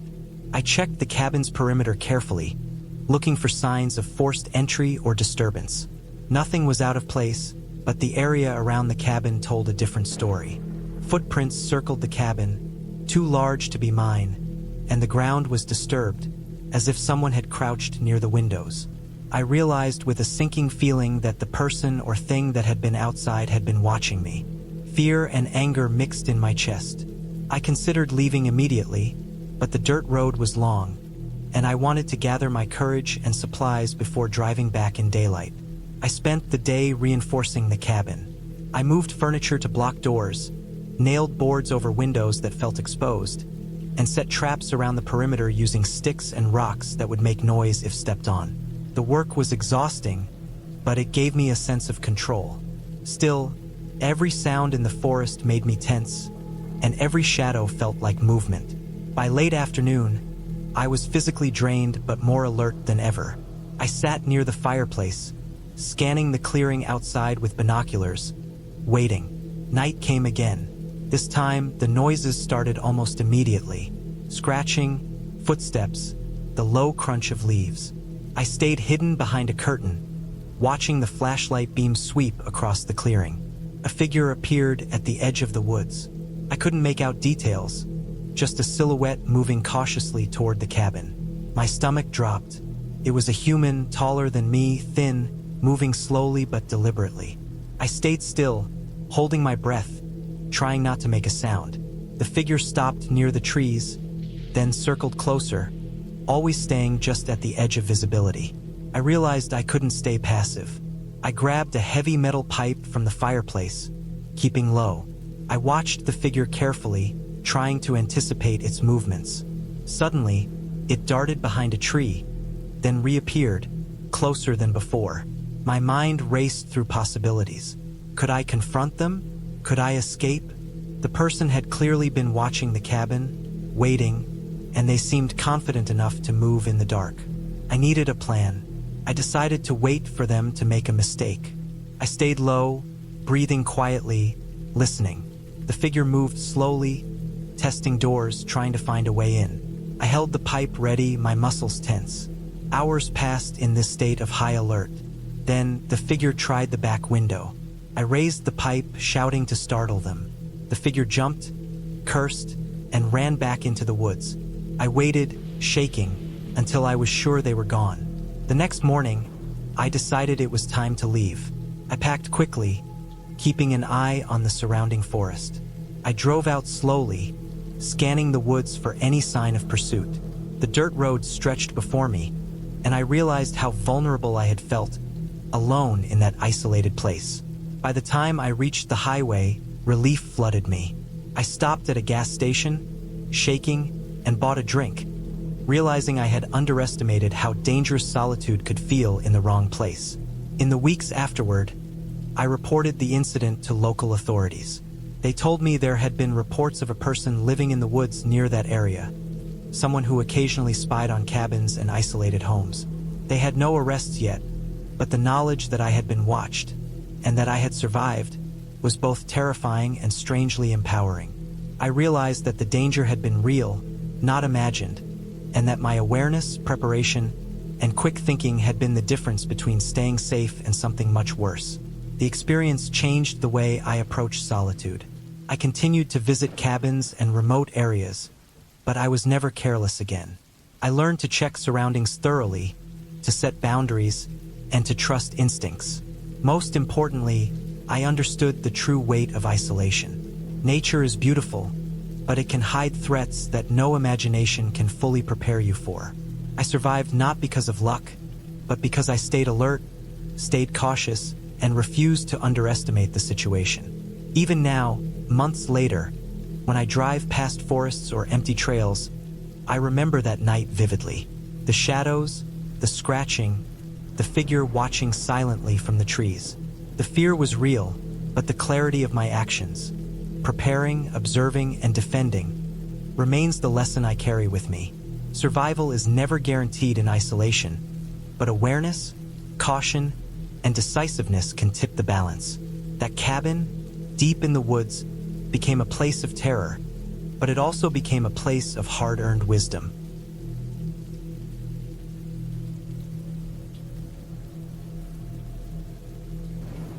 I had planned this trip for months, though at the time I didn't fully realize how isolated the cabin truly was. I found it through a small online listing, somewhere in the northern mountains, in a stretch of land that looked untouched on satellite images. The photos showed a small log cabin with a steep roof and a chimney that promised a functional fireplace. The owner assured me that it was off the grid and quiet, perfect for a week of solitude and writing.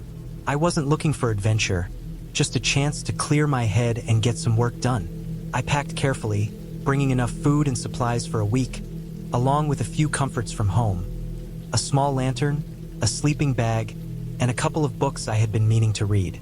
The drive up the mountain was long and winding. The road was barely more than a dirt track, and the further I went, the narrower it became, surrounded on both sides by tall pines.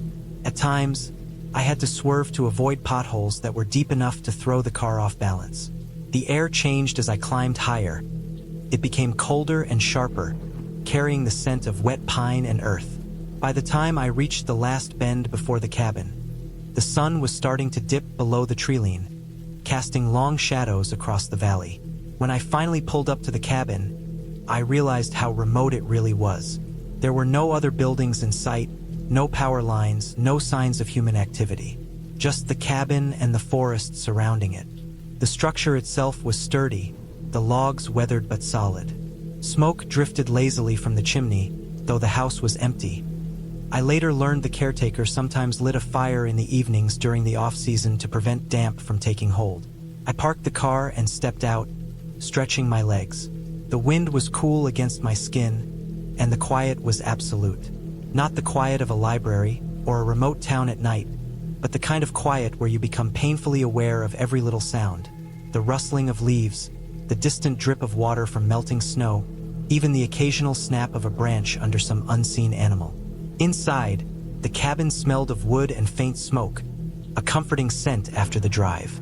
It was small, just a single room with a loft, a stone fireplace, and a modest kitchen area.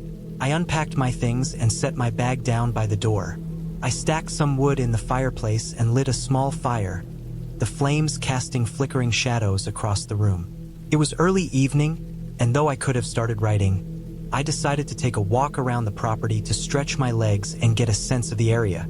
The cabin sat on a slight rise, overlooking a narrow valley. The trees were thick, and the underbrush was dense.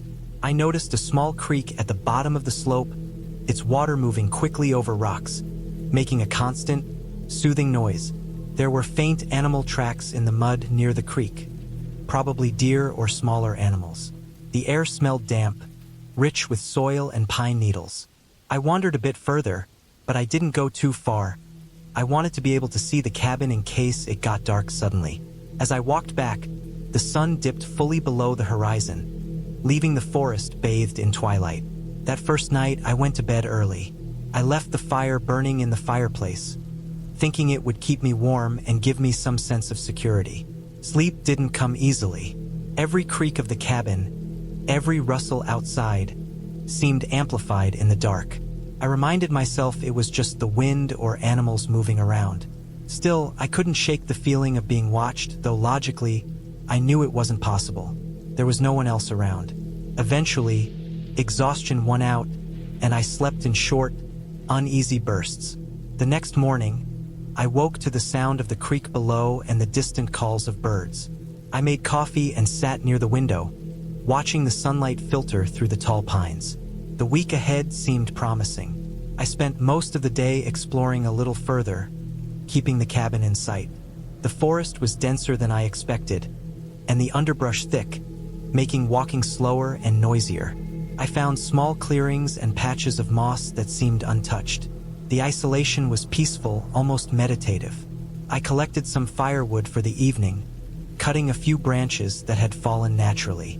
By mid-afternoon, the sun was lower, and I returned to the cabin, satisfied with my exploration. That night, I prepared a simple meal over the fire, then sat with my notebook and started writing. I didn't make much progress. My thoughts kept drifting to the odd feeling of being observed that had returned with the evening. It wasn't fear exactly, more a sense that I wasn't entirely alone. I reminded myself that I was miles from any other person, with no reason for anyone to be nearby. Still, I couldn't entirely shake it. The next day, I decided to explore the other side of the property, past the creek. The slope was steeper there, the ground slick from rain earlier in the week. I followed animal trails, careful to keep my footing. As I climbed, I noticed something odd. Tire tracks, deep and fresh, leading into the woods and disappearing over a rise. My pulse quickened.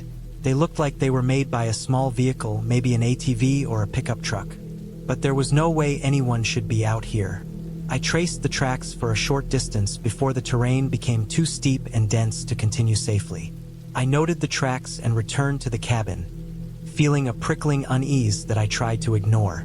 I had planned this trip for months. The idea was simple: a weekend in a cabin deep in the woods, away from the noise and stress of the city.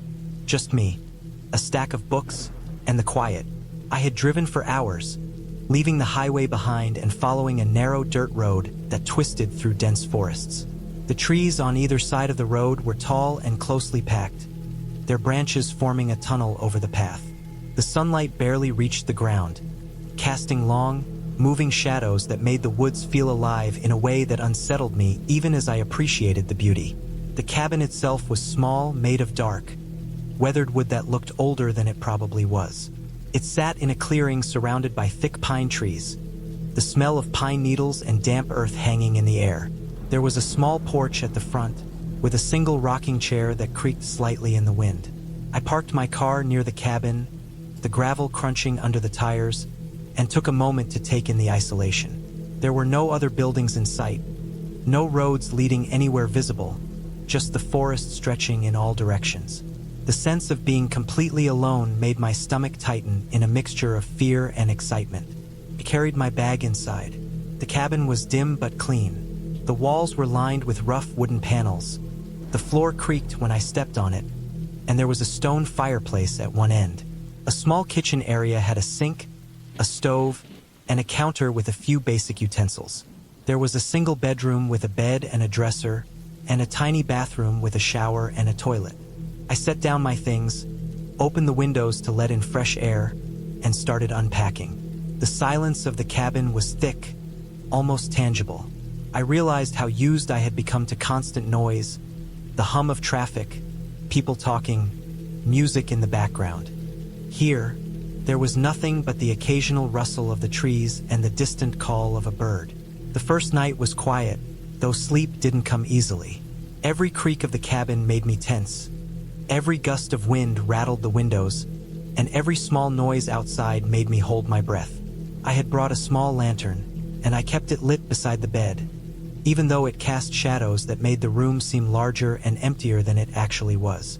I thought I heard footsteps outside the cabin at one point, but when I looked through the window, there was nothing. My imagination was active, fueled by the unfamiliar silence and the isolation. Eventually, exhaustion overcame my anxiety, and I fell into a restless sleep. The next day, I decided to explore the woods around the cabin. I put on sturdy boots and a jacket and started walking along a narrow trail I noticed behind the cabin. The forest was dense, with ferns and underbrush making the path uneven. The sun was higher now, streaming through gaps in the canopy, and the forest felt alive with the sound of birds and insects. I walked for a few hours, moving deeper into the woods than I had intended. The trees became older, their trunks wider, their branches forming intricate patterns above me. I felt a strange mixture of awe and unease. The further I went, the more the world outside the forest disappeared from my mind. I noticed something unusual: footprints in the mud. They were large, deep, and human-shaped, leading in the same direction I was walking. My first thought was someone else had been in these woods, perhaps another cabin visitor or a hunter. The tracks were fresh. The mud had not yet dried. My heart started to beat faster. I followed them for a while, keeping a careful eye on my surroundings. The forest grew darker, the canopy thickening, and the trail less clear. The footprints eventually disappeared near a small clearing, overgrown with bushes and saplings. I looked around, the hairs on my neck standing up. I felt a presence, not someone visible, but a sense that I was being watched. I turned back toward the cabin, trying to calm myself. The walk back was slower. Every snapping twig, every rustle of leaves made me jump. By the time I reached the cabin, the sun was low, and the shadows of the trees stretched long across the clearing. I locked the door, checked the windows, and tried to convince myself that the tracks had been someone harmless. I made a simple dinner, ate in silence, and tried to relax. But the sense of unease lingered, gnawing at the edges of my thoughts. That night, the noises outside the cabin intensified. Wind picked up, rattling branches against the roof, but there was more than that. I heard scratching near the walls, soft at first, then louder, almost deliberate. My mind raced through possibilities. An animal, a branch scraping against the siding, but none of them felt right. I got out of bed, moving slowly, my feet making quiet thuds on the wooden floor. I grabbed a flashlight and shone it around the cabin, checking corners and the perimeter. Everything looked normal. The forest outside was still, the shadows shifting with the moonlight. But the scratching continued intermittently, and I realized I hadn't heard it all during the day. The sound seemed to follow me, moving along the cabin walls. I spent hours awake, listening, trying to make sense of it. My phone had no signal, so I couldn't call anyone, and the nearest town was miles away. I thought about leaving immediately, but the forest was dark, and I didn't want to get lost. I stayed near the door, keeping my flashlight ready, waiting for the noise to stop. Eventually, I dozed off briefly, waking to the sound of the cabin door handle rattling. My heart stopped. I knew I had locked it. I stayed frozen, shining the flashlight on the door, but nothing happened. Minutes passed, the silence pressing down on me. Eventually, the tension eased, and I fell into a troubled sleep, clutching the flashlight like a lifeline.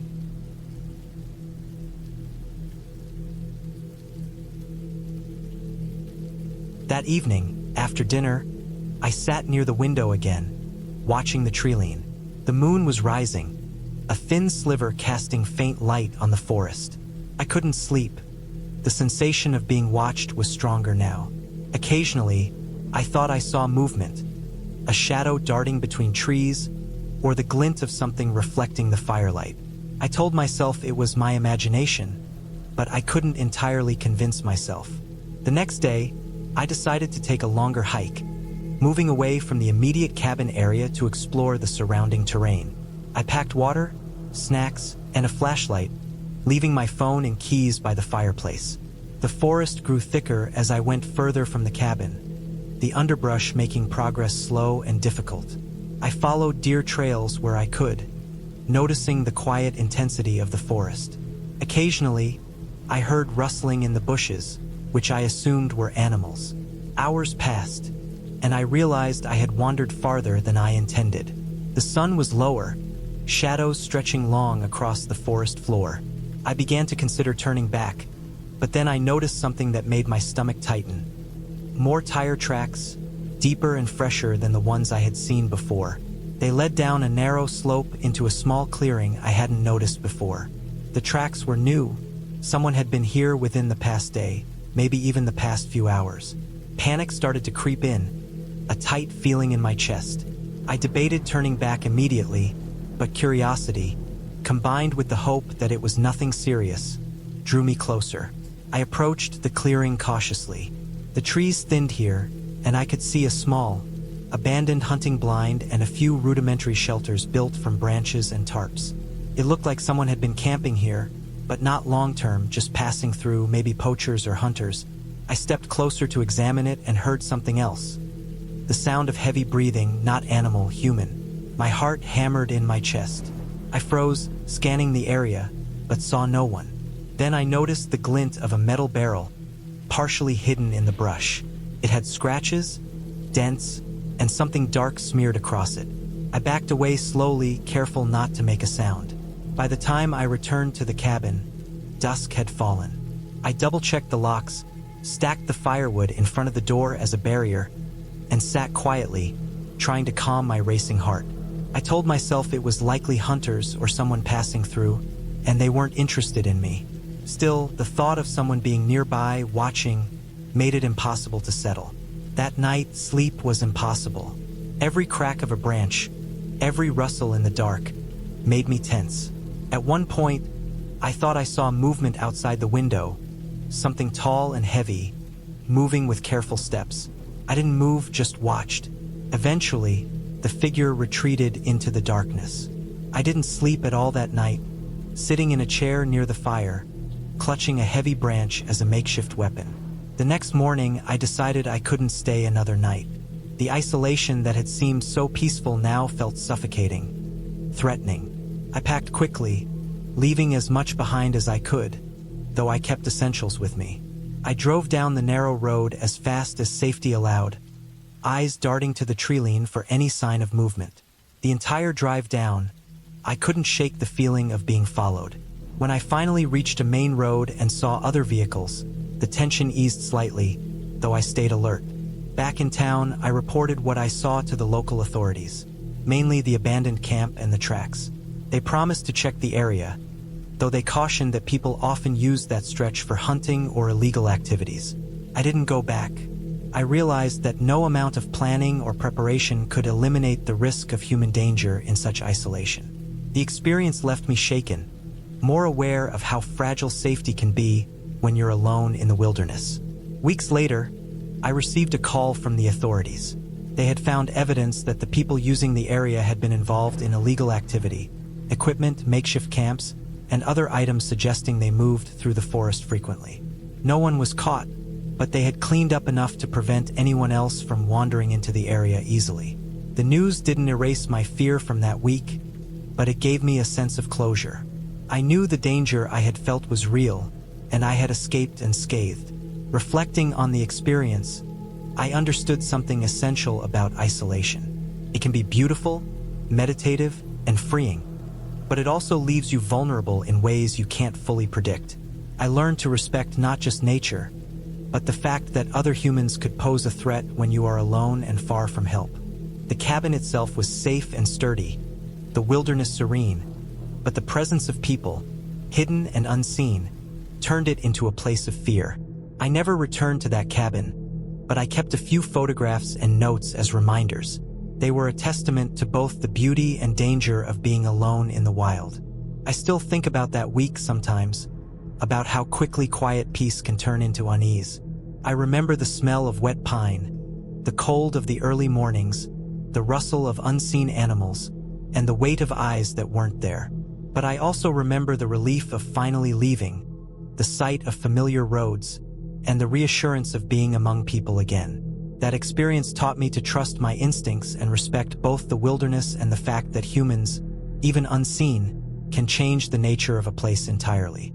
It was a terrifying week, but one that ended with me safe, wiser, and more aware of how thin the line is between peace and danger in isolation. It started as a trip I had been planning for months. I had found a small, old cabin in the middle of a forest far from the nearest town. It wasn't luxurious by any means. The cabin was built decades ago, made of thick, dark wood with a tin roof that had rust creeping along the edges. The surrounding forest was dense, with tall pines and oaks that blocked much of the sunlight, leaving the ground in constant shade even in the middle of the day. I told myself this isolation was what I needed. I wanted a break from everything, a quiet place where I could think and feel free without the constant noise of the world. I imagined myself sitting on the porch, listening to the wind through the trees, reading, writing, maybe just watching the sun set in peace. The drive there had been long. The last 15 miles were on a dirt road that narrowed into a barely noticeable trail, overgrown in parts, with deep ruts from years of rain and neglect. I had been worried that I wouldn't even be able to make it to the cabin with my small SUV, but somehow I managed. I remember the engine struggling over rocks and mud patches, and the way the headlights cut through the thick evening fog that had started rolling in. By the time I finally reached the cabin, night was falling. The cabin looked smaller than it had in the pictures, almost swallowed by the dark trees around it. I stepped out of the car, the cold air biting at my face, and felt a strange mix of excitement and unease. The only sounds were the occasional creak of the trees and the soft rustle of leaves. I pulled the key from my pocket and unlocked the door. Inside, the cabin smelled of damp wood and something faintly metallic, maybe from the old pipes. There was a small fireplace, a few worn chairs, a table with peeling varnish, and a single bed in the corner. The cabin had electricity, though I quickly realized it was unreliable, flickering when I turned on the light. I spent the first few hours unpacking and trying to get settled. I stacked firewood near the fireplace, checked the old water pump outside, and made a small meal with the supplies I had brought. Everything seemed fine. I felt the quiet settling over me, the deep kind of quiet that can make you feel both safe and exposed at the same time. I went to bed early, listening to the wind and the occasional snap of a branch outside, and drifted off. The first night passed without incident, but I woke several times to the sound of something outside. Heavy footsteps, or maybe just the wind breaking dead branches. I didn't see anything when I looked out, and I told myself it was nothing, but the feeling of being watched lingered, a prickling at the back of my neck I couldn't shake. I spent the next day exploring the area around the cabin. There was a small stream nearby and a few trails that led deeper into the forest. The isolation was complete.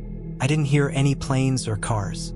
I didn't see anyone. It was beautiful and terrifying in its emptiness. By the second night, the feeling of unease had grown. I was alone in a place where help would be hours away at best.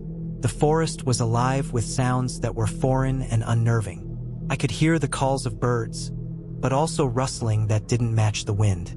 Something seemed to move in the shadows between the trees, always just at the edge of my vision. I kept telling myself I was being paranoid.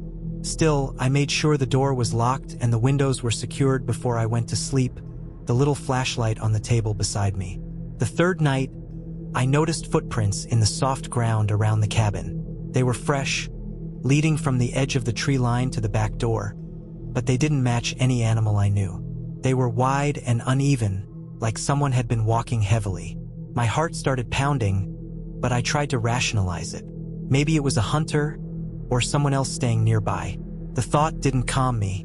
I made sure to check the doors and windows several times that night, and I kept the fireplace poker within reach.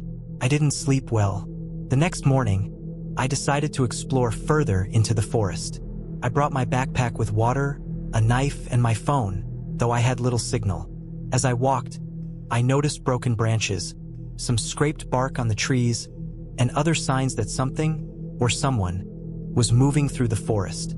My unease grew, but I pressed on, convincing myself I was imagining things. The forest was dense, and I had no clear map. I realized how isolated I truly was. There was no one around for miles, just the tall, oppressive trees and the endless undergrowth. I returned to the cabin in the afternoon, exhausted and tense. The cabin seemed smaller somehow, more confining. I checked the windows, the locks, and even reinforced one of the weaker shutters with a piece of wood from outside. The sun was setting, and I started a fire in the fireplace. The orange glow lit the room, but it did little to ease my nerves. The shadows danced in strange ways on the walls.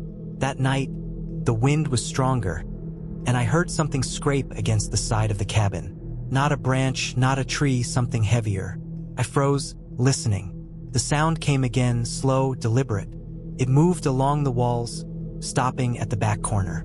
I gripped the fireplace poker, my breathing shallow. I waited, straining my ears. Eventually, the sound stopped. Hours later, I dozed off, sitting in the chair beside the fireplace, still holding the poker.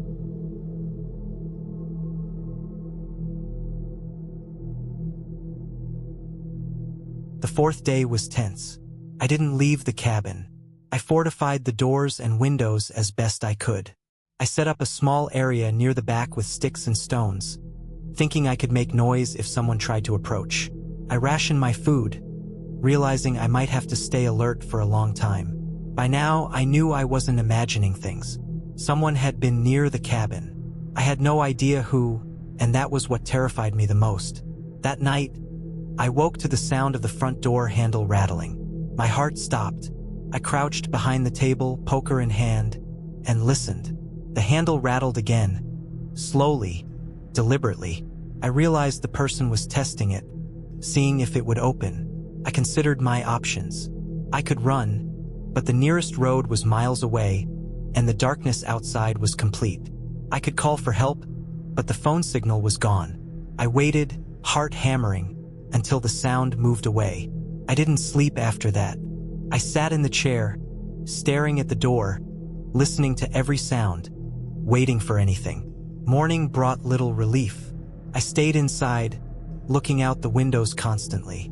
Around midday, I saw him, a figure in the distance moving slowly through the trees. I couldn't make out details, but I could tell he was watching the cabin. I stayed low, keeping out of sight, and he eventually moved on. That day, I realized the danger was real. This wasn't just my imagination. Someone was deliberately targeting the cabin, and I had no idea why. Over the next few days, I carefully observed patterns. He came at night, always testing doors, sometimes leaving marks in the ground around the cabin. I started keeping a detailed record of his movements, noting the time and direction he appeared. I tried to find ways to protect myself without leaving the cabin exposed. I reinforced the weaker areas of the walls, stacked furniture against the door, and kept my knife and poker ready at all times. I even considered leaving and going back to my car to drive out, but the idea of being trapped outside in the dark forest was worse. On the seventh day, I decided I had to make a move. I couldn't stay passive anymore. I spent the day preparing. I gathered firewood, made sure the area around the cabin was clear of debris that could hide movement, and planned my route to the nearest road. That night, I stayed awake, alert for any sign of him. Around midnight, I heard the familiar sound of the door handle rattling. I had anticipated this. I grabbed my backpack with essentials, the knife, and a flashlight, and prepared to move. The handle rattled again, louder this time. I held my breath and waited for him to enter. When the door creaked under the pressure of force, I acted. I kicked the door open from behind the barricade and charged out, flashlight swinging. The man, clearly surprised, ran back into the forest. I didn't stop. I ran down the trail, keeping the trees between me and him until I reached the dirt road. I could hear him following, breaking branches behind me, but I kept running. I reached my car, jumped in, locked the doors, and started the engine. The tires spun on the mud at first, but I managed to get out onto the road. I drove as fast as I could, headlights cutting through the fog, until I reached a paved highway hours later. When I finally stopped at a gas station in a small town, my hands were shaking, my clothes were muddy and torn, and I could hardly speak. I called the police, explained everything, and eventually they came to the cabin with backup. The man was gone, and the cabin had minor damage, mostly marks on the doors and some broken furniture. He was never caught, but I was safe. In the following weeks, I stayed in town, far away from the forest. I thought about the cabin, about the quiet, about the fear that had consumed me. The isolation that had once seemed so inviting now felt like a trap. I realized that, in the end, my survival depended on observation, preparation, and action. I had learned to trust my instincts, to notice the smallest details, and to act decisively. I never returned to the cabin, and I made sure to tell friends and family exactly where I had been, just in case. The experience left me shaken, but alive, and with a clear understanding of how dangerous complete isolation could be. I had been planning this cabin trip for months. It was supposed to be a simple getaway, a chance to escape the noise of the city, to sit in quiet woods and breathe air that didn't smell of exhaust or fried food. I found a small cabin online, listed by a local property owner who promised isolation, clean facilities, and an honest chance to disconnect. It was far enough from any town that I wouldn't hear traffic, far enough from neighbors that I wouldn't see anyone, and that was exactly what I wanted. I packed everything I thought I would need: food, water, a sleeping bag, flashlights, extra batteries, a small first aid kit, a few books, and my camera. I had also brought a pocket knife, not because I expected danger, but because I liked the reassurance of having it. The drive there was long, along narrow, winding roads flanked by dense trees. The sun was dipping low by the time I turned onto a dirt track that led up into a small clearing. The cabin came into view, small and square, with faded wood planks and a slanted roof. A thin plume of smoke rose from the chimney, which was strange because the listing hadn't mentioned it being occupied, but I assumed the previous tenants had left it on for cleaning or maintenance. The air was heavy with the smell of wet pine and dirt, and I parked my car and unloaded my bags. The isolation was immediate and tangible. Silence hung thickly, broken only by the occasional creak of a branch or the distant caw of a crow. I stepped inside the cabin, and the smell of wood polish mixed with the faint musk of disuse hit me. It was modest. A small kitchen area, a tiny living space with a sofa, a stove, a table, and a small bedroom in the back. Everything was old but functional. The windows had curtains that were slightly frayed, but they did the job of keeping light in and prying eyes out. I unpacked my things, making a mental note of the fire extinguisher, the location of the first aid kit, and the sturdy locks on the doors and windows. I always checked these things immediately. It gave me a sense of control. The first night passed without incident. I had a simple meal, read my book until my eyes grew heavy, and then went to sleep, lulled by the quiet hum of the wind through the trees. I didn't notice the subtle creak in the floorboards outside the bedroom until I awoke in the middle of the night.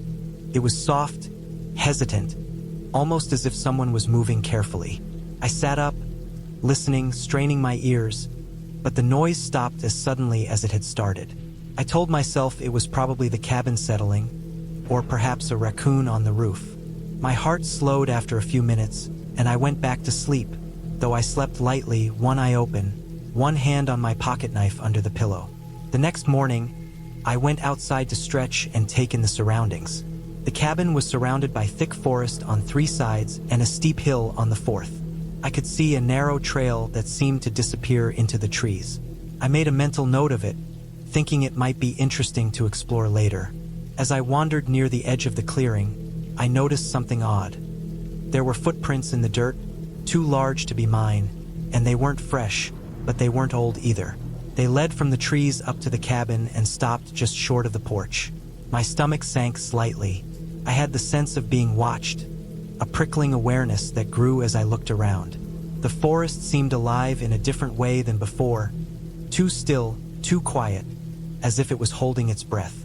I tried to shake it off, telling myself it might be a hunter or a local hiker, and decided not to dwell on it.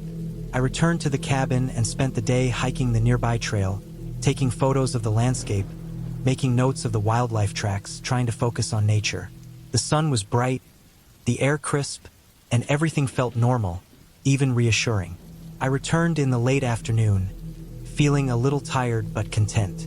I cooked dinner over the stove, lighting the cabin with lamps as the sun dipped below the trees. I tried to ignore the uneasy feeling that had grown in the back of my mind all day. Night fell, and it was darker than I had expected. There was no light pollution, no distant hum of cars, nothing but the deep black of the forest and the rustle of leaves. I read for a while, but the shadows in the corners of the cabin seemed to move. I tried to rationalize it, my imagination playing tricks in the dim lamplight, but I couldn't shake the feeling of being watched. At some point, I realized I had been listening to the silence for hours, noticing small noises I would normally ignore. A branch snapping far off, a faint scuffling in the undergrowth, a soft thud that seemed too deliberate to be random. I went to bed with the flashlight on the nightstand and the pocket knife within reach.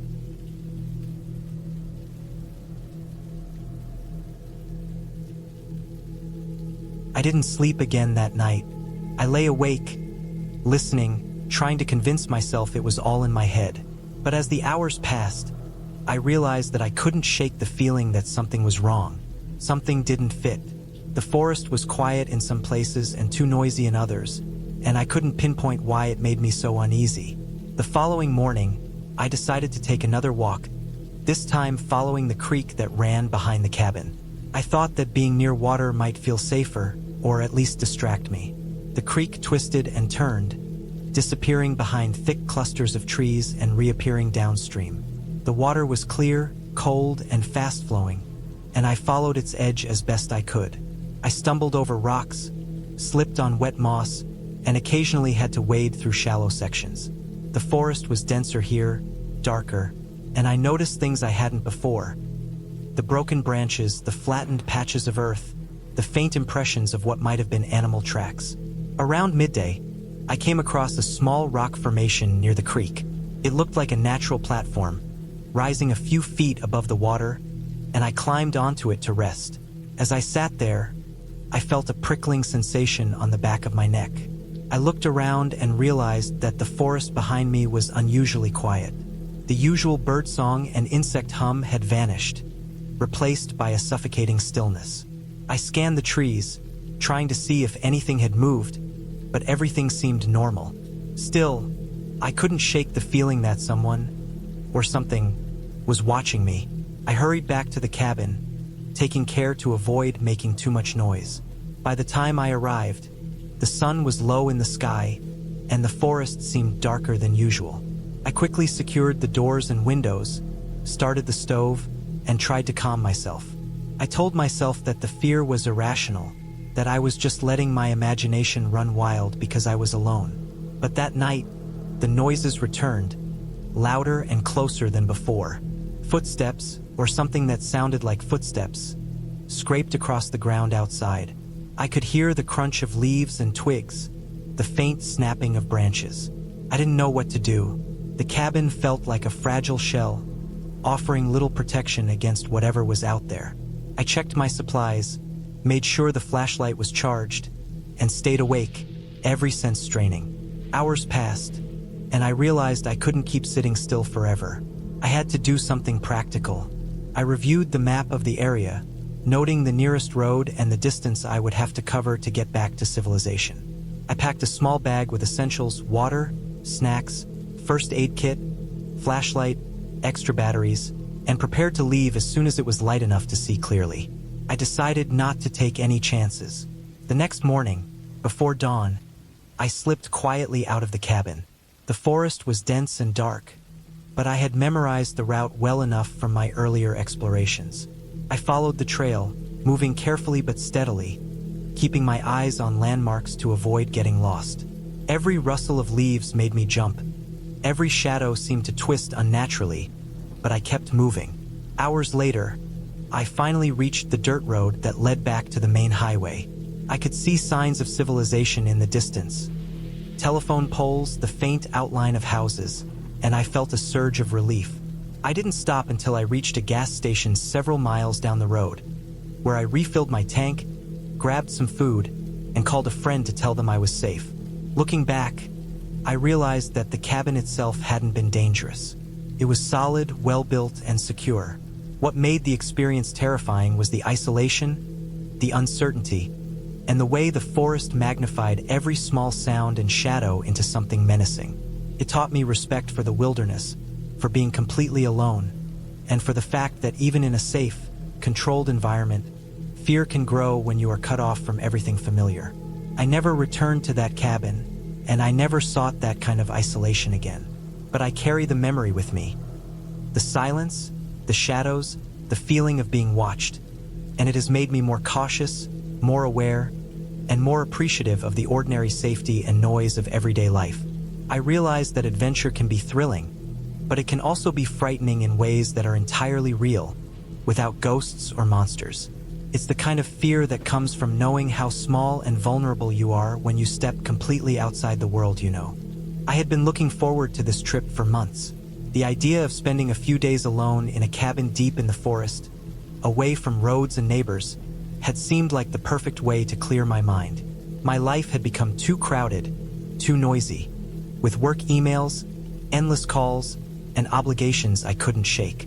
The cabin was small, rustic, a wooden structure tucked into a clearing I had found on an old map. There was a creek not far off, and a few trails that led deeper into the forest. From the descriptions online, it seemed almost too perfect. No cell signal, no neighbors, just trees, the sound of water, and silence.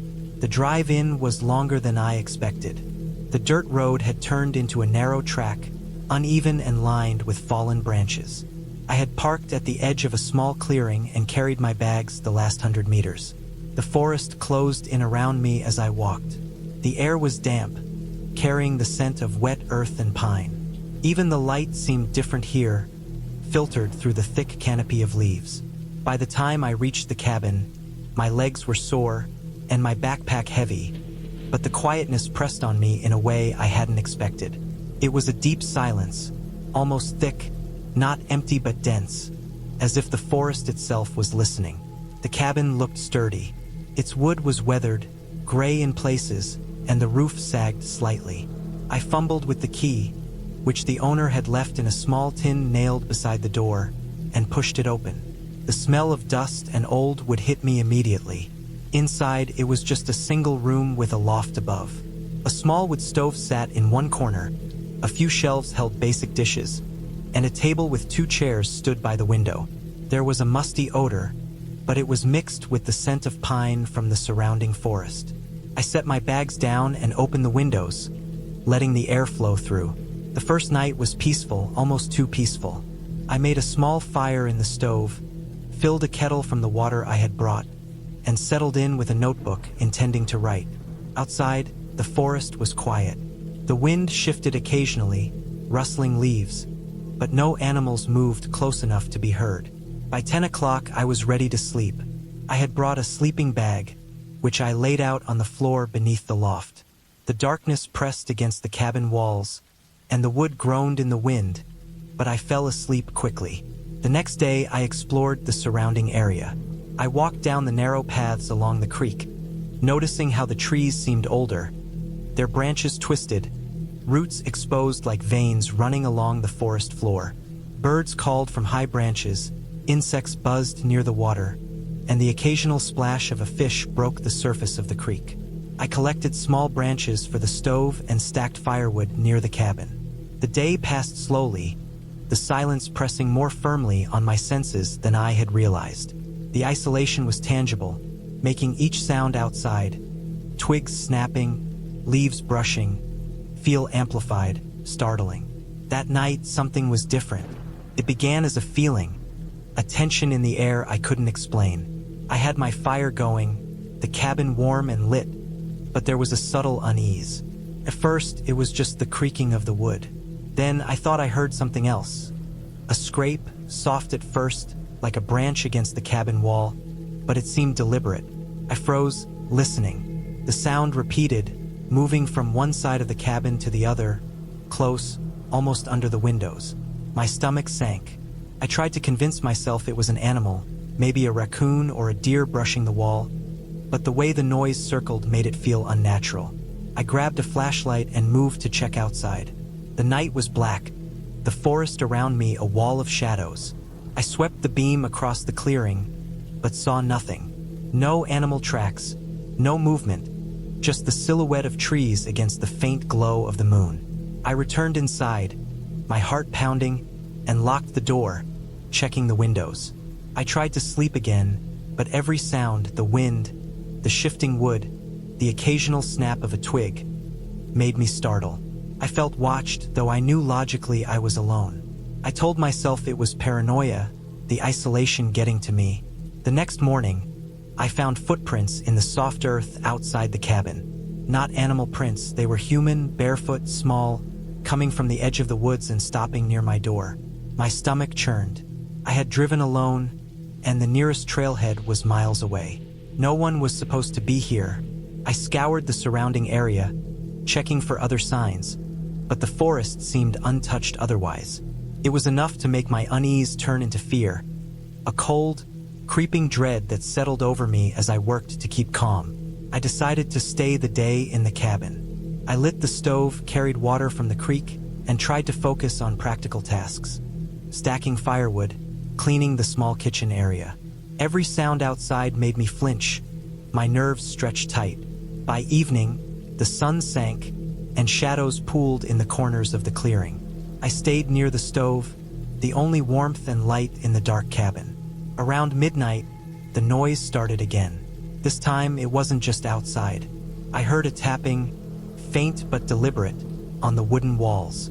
I pressed myself against the far side of the room, shining my flashlight toward the windows, and waited. The tapping stopped.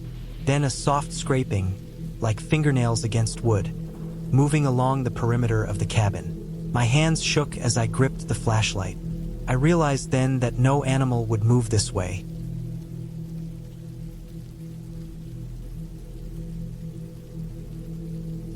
That night was worse.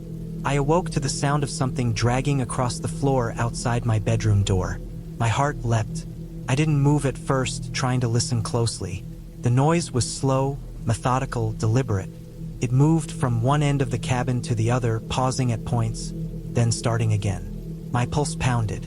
I gripped the knife, imagining all the possible explanations, most of them far too real to dismiss. I knew I had to check. I crept toward the door, pressing my ear to it, hearing the hollow sound of the floor as the steps passed on the other side. I waited, counting seconds, trying to gather courage. Then I threw the door open and flicked on the flashlight. The living area was empty. The windows were shut, the back door locked. Nothing moved except the faint sway of the curtains in the breeze from a slightly open window in the kitchen. I checked every corner, every crevice. Nothing. I shook, convinced I had imagined it, though my gut told me otherwise. The next morning, I checked the cabin more thoroughly. There were no signs of forced entry. All doors and windows were intact. I felt safer in the daylight, though the footprints remained in my mind. I decided to explore further along the trail, maybe distract myself with exercise. As I walked deeper into the forest, I realized that I had lost the sense of direction. The trail narrowed, overgrown with branches and shrubs, and soon I could barely see the clearing where the cabin sat. The forest felt heavier here, denser, oppressive. I pressed on for an hour or more until the sun was high, and then I turned back, realizing I had no landmarks to navigate by. When I returned to the cabin, my relief was immense. It was still there, solid, reassuring. That night, the sounds returned, more pronounced than before. Scratches on the walls, soft steps, the drag of something heavy across the floorboards. I didn't sleep well at all. I spent the night sitting in a chair, flashlight in one hand, knife in the other, ears straining for any hint of what was outside my room. At one point, I thought I saw a shadow move across the kitchen floor. I didn't dare investigate. I waited until dawn, when the light finally made the shadows retreat. I realized then that I couldn't stay in the cabin the way I had intended. Something wasn't right. Whoever or whatever had been moving around the cabin wasn't imaginary. I packed essentials: water, food, the knife, my backpack. I left non-essentials behind. I didn't make noise. I left through the back door, staying low, moving cautiously toward the edge of the clearing. That's when I saw it. A figure standing between the trees, watching. I froze. It was a man, tall, dressed in dark clothing that blended with the forest. He didn't move, didn't make a sound, but I felt his eyes on me. My instincts screamed at me to run, and I did. I ran across the clearing, keeping low, dodging branches, heart hammering. I reached my car and fumbled with the keys, hands shaking violently. The man didn't follow immediately, but I didn't look back. I started the engine and drove, not daring to stop, not daring to breathe until I reached a main road. The relief I felt was immense. I called the local authorities, reported the incident, gave them the location of the cabin. They said they would investigate, but I didn't wait. I drove straight back to the city. Sleep eluded me for nights afterward. I kept the knife by my bed, triple-checked locks, and never again ventured into isolated cabins alone. Weeks later, I read a small news blurb about a man who had been living in the woods nearby, breaking into cabins, scavenging food, and disappearing before anyone could find him. The description matched exactly what I had seen. I realized then how close I had come to becoming a statistic, how easily things could have gone wrong in that quiet, isolated cabin. I eventually returned to normal life, but I carried the memory with me. I learned to respect silence in the woods, to be wary of isolation, and to trust my instincts. The cabin had been a trap in its own way, not by supernatural forces, but by the raw reality of human danger and the isolation that makes it so terrifying. It wasn't the forest itself that was threatening, nor the quiet. It was the unpredictability of another human being, one I couldn't reason with, see clearly, or anticipate. The lesson stayed with me. Solitude in nature is beautiful, but only when safety is truly ensured. And sometimes, safety is only as strong as your awareness and readiness to leave before it's too late. Even now, years later, I avoid isolated cabins. When I think about that night, the darkness, the weight of the forest pressing in, and the sound of that floorboard creaking outside my door, I can feel my pulse quicken as if it were happening again. But I also remember the clarity of the escape, the decision to act, the careful observation that kept me alive. The fear was real, but it taught me something invaluable: vigilance and respect for the unknown, even in the absence of any supernatural, are the only things that can truly protect you in the wilderness. I had been looking forward to this weekend for months. The stress of my job, the endless grind, the constant pressure of city life had finally become too much. The idea of escaping into the woods, away from everything and everyone, sounded perfect. I had rented a small, isolated cabin deep in the forest, a place I had found online. The pictures were simple but inviting: a rustic wooden structure, a small porch surrounded by trees, a creek running nearby. No electricity, no internet, no phone signal. Just me and the forest. I told myself I needed this silence, this isolation. I convinced myself that being completely alone for a few days would help me recharge, and maybe even make me feel alive again. The drive to the cabin was longer than I expected. The GPS on my phone lost signal halfway through, and I had to rely on paper maps the owner had sent me. The road became narrower and rougher, turning into a dirt path covered in fallen leaves and branches. At one point, the car skidded slightly over a hidden patch of mud, and I had to stop to catch my breath. My hands shook a little as I gripped the steering wheel, but I laughed to myself. Nothing serious, just part of the adventure. When I finally saw the cabin, tucked away behind a thick stand of pines, I felt a strange mix of relief and unease. Relief because I had made it, unease because the forest seemed to close in around the cabin, the trees so tall and dense that the sunlight barely reached the ground. The cabin itself was small but sturdy, built from rough-cut logs, with a metal roof and a stone chimney. There was a small porch with 2 chairs, and the windows were covered with simple wooden shutters. I carried my bags inside, noticing how quiet it was. Too quiet, almost unnervingly so. The only sounds were the faint rustling of leaves and the distant trickle of the creek. I set my things down, stretched, and explored the cabin. There was a small kitchen with a wood stove, a sink with a hand pump for water, and a pantry stocked with basic supplies. A single bedroom with a heavy quilted bed, a tiny bathroom, and a loft that could hold extra sleeping bags. Everything was simple, practical, and perfectly adequate for my short stay. That first evening, I decided to light a fire in the stove. The smell of burning would fill the cabin, warm and comforting, and I sat on the edge of the bed, staring into the flames. Outside, the forest darkened rapidly, the shadows of the trees stretching like long fingers across the ground. I felt a twinge of anxiety, but I told myself it was normal. Being alone in the woods would naturally make anyone a little nervous. I checked the locks on the doors and windows just in case. The cabin felt safe, even in the dark, but the thought of being completely isolated lingered in the back of my mind. That night, I slept poorly. Every sound outside, the crack of a branch, the rustle of leaves, the distant call of a bird, made me jolt awake. I kept imagining someone or something moving through the trees, though I knew it was unlikely. Still, the fear gnawed at me, the kind of fear that comes from being utterly alone with no way to call for help. I told myself to calm down, to remember I was just a visitor in the forest and that nothing could reach me here. The next day, I decided to explore the area around the cabin. I packed a small bag with water, snacks, a flashlight, and a first aid kit, and set out down a narrow trail that led into the woods. The forest was beautiful, with sunlight filtering through the leaves and casting dappled patterns on the ground. Birds chirped, insects buzzed, and the air smelled clean and earthy. I felt some of my tension ease as I walked, enjoying the solitude. But the further I went, the more I realized just how remote this place was. The trail was overgrown in places, and I had to push past branches and step carefully over roots and rocks. About 2 miles from the cabin, I found a small clearing near a stream. I sat on a fallen log, drank some water, and watched the water flow over the rocks. The sound was soothing, almost hypnotic. I considered following the stream further, but something in the woods felt off. The air seemed heavier, the shadows darker, and I had the sudden, irrational feeling that I was being watched.